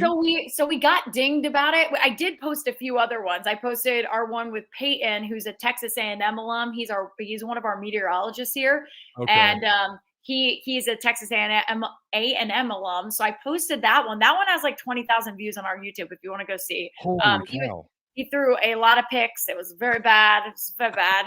It's very bad. I did really well. And then I played another meteorologist. I let him play as Arkansas, though, because he is an Arkansas alum, in Josh Rugger. Some of you guys may know him in this area. Ruggs. He's awesome. He actually just called me during this live, so I'll have to answer that in a second. But he beat me. I was playing as LSU, and I was like, dang it. I was like, I just felt like because I had been playing as Arkansas so much, I didn't do as well playing as LSU. And I was like, what is this? This is not my normal thing. So, but I did beat DJ as UAB, but that's only because I play as UAB in my dynasty. So I did well playing DJ as UAB. And then this week I play Lane Kiffin. So, that's really cool. Not the real Lane Kiffin, guys. We had somebody dress up as Lane Kiffin. Oh, I was like, wait a minute. It was a joke. It's really funny though. He does a really good job at like playing up Lane Kiffin. So he's decked out, Ole Miss gear and everything. So it was kind of our Halloween episode. So I won't tell you what happens, but there are some funny things that happen in that matchup. There are some wild things. We were cracking up. So that thing that you did with DJ was funny. That was great. Y'all go watch that if you haven't, because DJ was beating me as Arkansas against UAB, which obviously I was a little outmatched against Arkansas there. A little bit better team than UAB, but. DJ at the final 2 minutes of the game decided that he wanted to cover the spread. He was like, what is the spread? And I can't even remember what it was at this point, but he was like, all right, I'm covering the spread. And I said, DJ, all you have to do is run out the clock. All you have to do is run the clock out and you win. And he was like, I'm going to cover the spread. And that's when he started throwing some picks because I was getting annoyed. I was like, okay, fine. I thought you had won, but let's start calling some random stuff and see what works. And it did. I was starting to get good at what he was calling. And then we went to overtime and he went for 2 in overtime and didn't get it. Yeah. And that's when all I had to do was I scored a touchdown, obviously, and then just had to kick the PAT to win it. He was like, don't kick the PAT. And I was like, I'm going to win. I have to just take the win, That was great. That was awesome. Well, you guys all do a really good job over there. And I try to catch it as much as I can because I like more localized. Of course, like I said, I'm watching future SEC opponents and whatnot. But I'm definitely watching you guys because, again, it's a more localized. Here's what we know, and it's just good to hear. It's even if it's stuff that I already know, I still want to hear someone else's take. I listen to other Razorback shows. I listen to the radio, Chuck and Bo. I listen to Ty Richardson. I try to take it all in. Little extra knowledge. Yeah, I mean, I try and listen and even read what other writers are writing. And like, I try and do that as well, because it's good to know what their opinions are too, about what's coming up. And I guarantee though, Ty, I'll say this about our game day show. We have something in that show that nobody, like every week, right? We will put something in that show that somebody didn't know. Like, I swear to you that we will put something in that show that you will not know. That no one will have told you. I mean, again, the Jordan Anthony stuff. I don't think anybody has talked to his high school track coach and knew his little story, because I don't know if you know this, but Isaiah Bond and him ran in a race. And Isaiah Bond was like the favorite to win it in high school. And so they were going, oh, he's the favorite. Bond's the favorite. Bond's the favorite. And Jordan Anthony was like, I'm going to beat him. And they were like, what are you talking about? You're going to beat him. And he's like, he's talking all this smack and he's saying he's going to win. He's so good. I'm going to beat him. And they're like, okay. Well, they're running the race, right? And he's beating him. He's like smoking him. And so when he goes to like pass him to like at the end to get the victory, he literally turns to Isaiah Bond and blows him a kiss. And the picture is like blown up in their school or whatever because it's like the best. It's just this great picture of Jordan Anthony being like, Tai Zambot. It's just perfect. So I was like, oh my God. That's too funny. Yeah. And I mean, he was a great track. I mean, that's what that's what he did at Texas A&M. He was a two-sport. He ran track at A&M too. I thought he was going to do that here, but I guess he's not. No, he is. He's running. Is track. He running track? Yeah, he broke an indoor record. I guess not breaking an indoor record, but he's at number. Know that. No, you're good. You're fine. You're fine. I told you I'm a little bit behind on some of these things. I didn't know that. I didn't know he was running track. You're totally fine. He runs indoor. He ran indoor this past season. In the 200, now somebody's going to come at me and be like, Courtney, it wasn't the 200. Pretty sure it was the 200. But I think he broke a record or not breaking a record. He's number 3 on the all-time U of A list. With his time or something. And now I'm like, maybe it wasn't the 200 because I'm going crazy. But it was either it was 50 meter or something like that. I don't know, but it was something. It was sprints and it was something. And he is number 3 on the UA all-time list. Wow! But yes, he did run indoor. So I hope he sticks around. I really do because he's kind of a cheat code on EA college football too. He is a cheat code. I scored a touchdown with him. Oh wait, did I in this Ole Miss game? No, wait, I didn't. That was a different game. I scored a touchdown with him against Texas A&M, and he was a cheat code. But I mean, him and Isaiah Satania are both cheat codes. They are both of them. Yeah, they're like I'm like, man, it's great. But I feel like it's so funny because I was playing this week in the game, and I felt kind of bad using Jaquindon Jackson because he's out. So I'm like, I was like, but I'm using him to score touchdowns. I'm sorry. Yeah.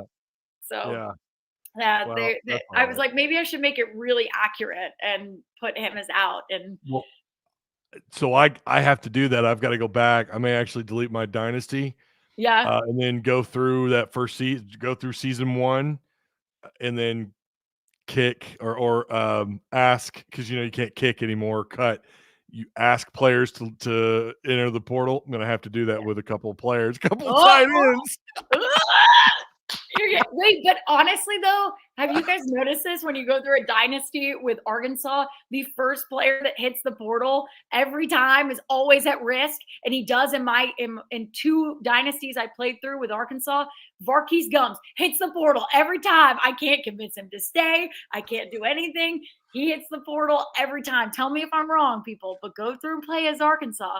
I'm telling you, it's like they're little I don't know. He's always at risk, and he always hits the portal that first season. Well, they nailed that one, didn't they? They got that one right. But they also have a glitch right now too, guys. And go look because I discovered it. So go. I'll show you.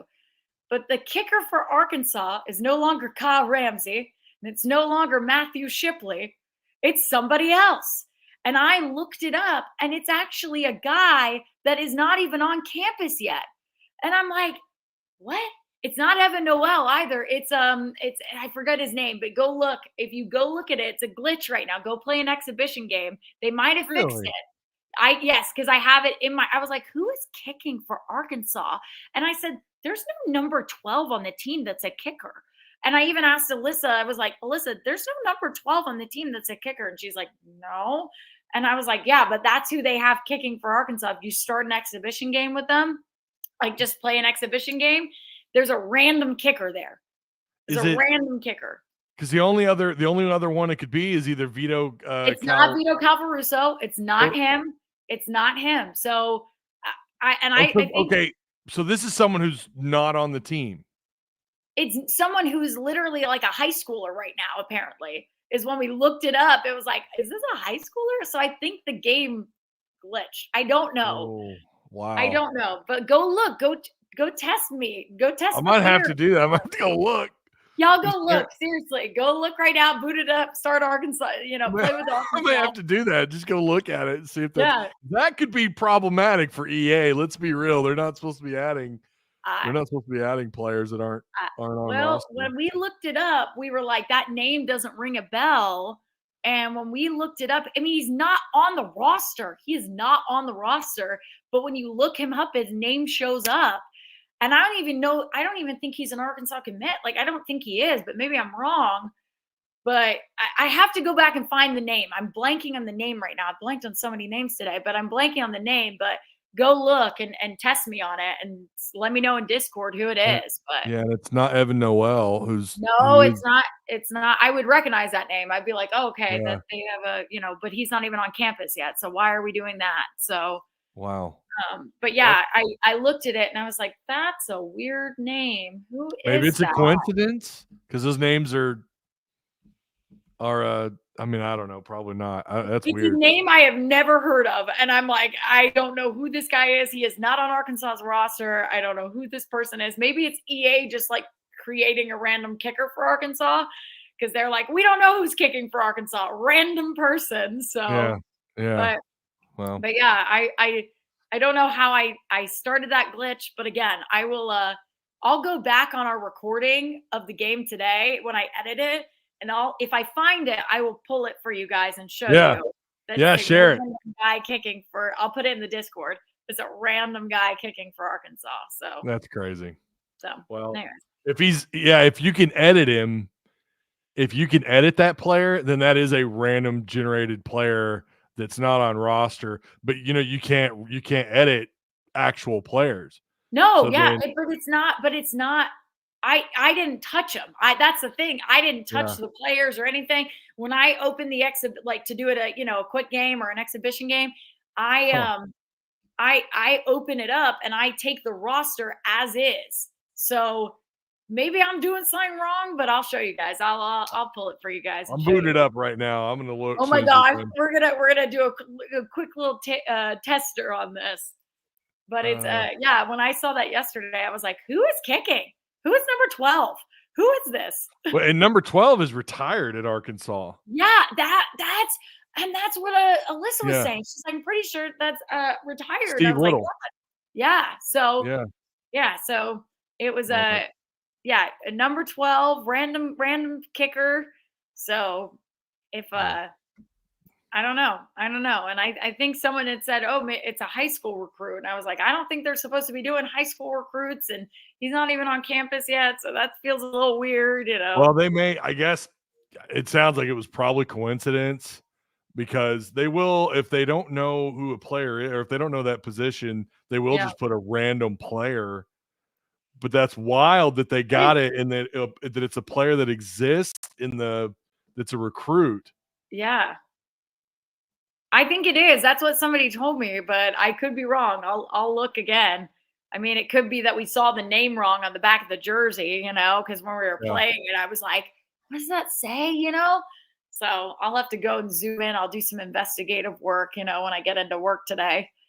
I'll let you know what I find. Let me know what you find. I want to know if everyone has this glitch. Now, we just talked about video games there, but I want to know if everyone has this glitch or it's just me. So yeah, well, it might just, like I said, it might be a default. Like you said, they don't know who the kicker is, and they just put a random guy in there. Random guy. Yeah. I don't know. Anyways, I'll go down the rabbit hole when we're done. I gotta go pick up my kids too here in a minute. No, you're good. You're good. Again, appreciate you, Courtney, for coming on. This was an awesome show. This is probably one of the longest live shows I've ever done. And it was awesome. It was a blast. Every minute of it. Fun. But hey, I've got to come on again, and we just got to take callers. I just want to do a full call-in show. I know. Where we just get people that come on and talk because I love that. That's my favorite thing to do is just talk with the. We had Brim today. Brim was awesome. He's always awesome when he calls in. We'll have to do. Yeah, I agree. We'll do a call-in show maybe next week. Let's do it. I'm here for it. Yeah, let's do it. I'm here for it. Absolutely. Well, then, all right. Thanks again, Courtney from Pictorial Nation. Someone asked for the link. I got it shared. It's youtube.com/Pictorial Nation. That's where you can find Courtney, to follow her on social media. It's Mims at Courtney or Mims at Mims Courtney, right? Yes. Because there's too many Courtney Mimses in this world, I guess. And that was already taken as a Twitter name. So I just backwards it for you. Well, there's only one Courtney Mims that we care about. So thank you. I think there's only one that covers Razorback sports. Thankfully. there you go. There you go. That's all you need. All right, Courtney, we'll have fun tomorrow. Thanks. Watch the game, and we'll have you on next week, and we'll just take a whole bunch of calls. That'll be great. I love it. Let's do it, Ty. Thank you so much for having me on, as always. Awesome. Take it easy, Courtney. I'll talk to you in Discord. Let's do it. See ya. Awesome as always. She's there we go. Put that up. Courtney always crushes it. Appreciate it. Yeah, that was a long one. Almost 3 hours. We're at 2 hours and 55 minutes. I'm open. Listen, when you have a guest on, I guarantee you more of these shows would go 2.5 hours. I guarantee you they would. If you've got a guest who's got an open schedule and they're able to spend a little time, I would do longer shows. I get asked that. I used to get asked that a lot. Like, why don't I do 2 or 3 hour long shows? But hey, we did it today. Courtney Curlett, she killed it. There was no dead air. She just knows what she's doing. She's a professional. Brim called in. We had some great chats in the comment section. But yeah, I gotta go pick up two ornery little kids at well, they're not little, 12 and 10. Two girls that want their candy that their dad absolutely did not pillage. We'll just keep this between us. Maybe I did. There is such a thing as daddy tax. I'll just say that. Okay. So I'll see you guys for the post-game show on Saturday. I appreciate all of you who, hey, man, those of you who stuck it out, listen to the whole thing. Why wouldn't you? First off, Courtney was great. And so was, again, Courtney in the chat. But for those of you who are here and awesome. Thank you. I appreciate that. Make sure you like, share, subscribe on your way out. I appreciate the kind words too. Thank you, Hog Fan 40 ounce. Kerper with the great show as always. I do appreciate that. But yeah, we're gonna do. I might be giving away possibly some tickets. I don't know. I don't want to promise anything I can't deliver, but we might be doing that on Discord at some point tonight. Maybe after the game, we'll do a Discord live or something, or maybe before tip off, we'll do a Discord live. I'll get with my brother-in-law who is in our Discord, Slater, and I'll get with him and find out what's going on with that. See if we can get some tickets. But yeah, all right. Cool. Like, share, subscribe. Shout out to the sponsor, Direct Service Overhead, the Garage Door Company. Same-day services, quality parts, affordable outcomes. They've got your back. Just give them a call. They operate out of Central and Northwest Arkansas. And this was as long as the J.D. Vance or Donald Trump interview with Joe Rogan, wasn't it? I just did a Joe Rogan type 3-hour-long live. That was awesome. All right. I'll see you guys in the post-game show or in Discord tonight. One way or another, we're going to do a Discord live. We're going to do a wheel spin tonight. So I'll see you guys who are there. I'll see you there. If not, I'll see you in the post-game tomorrow. You guys be good.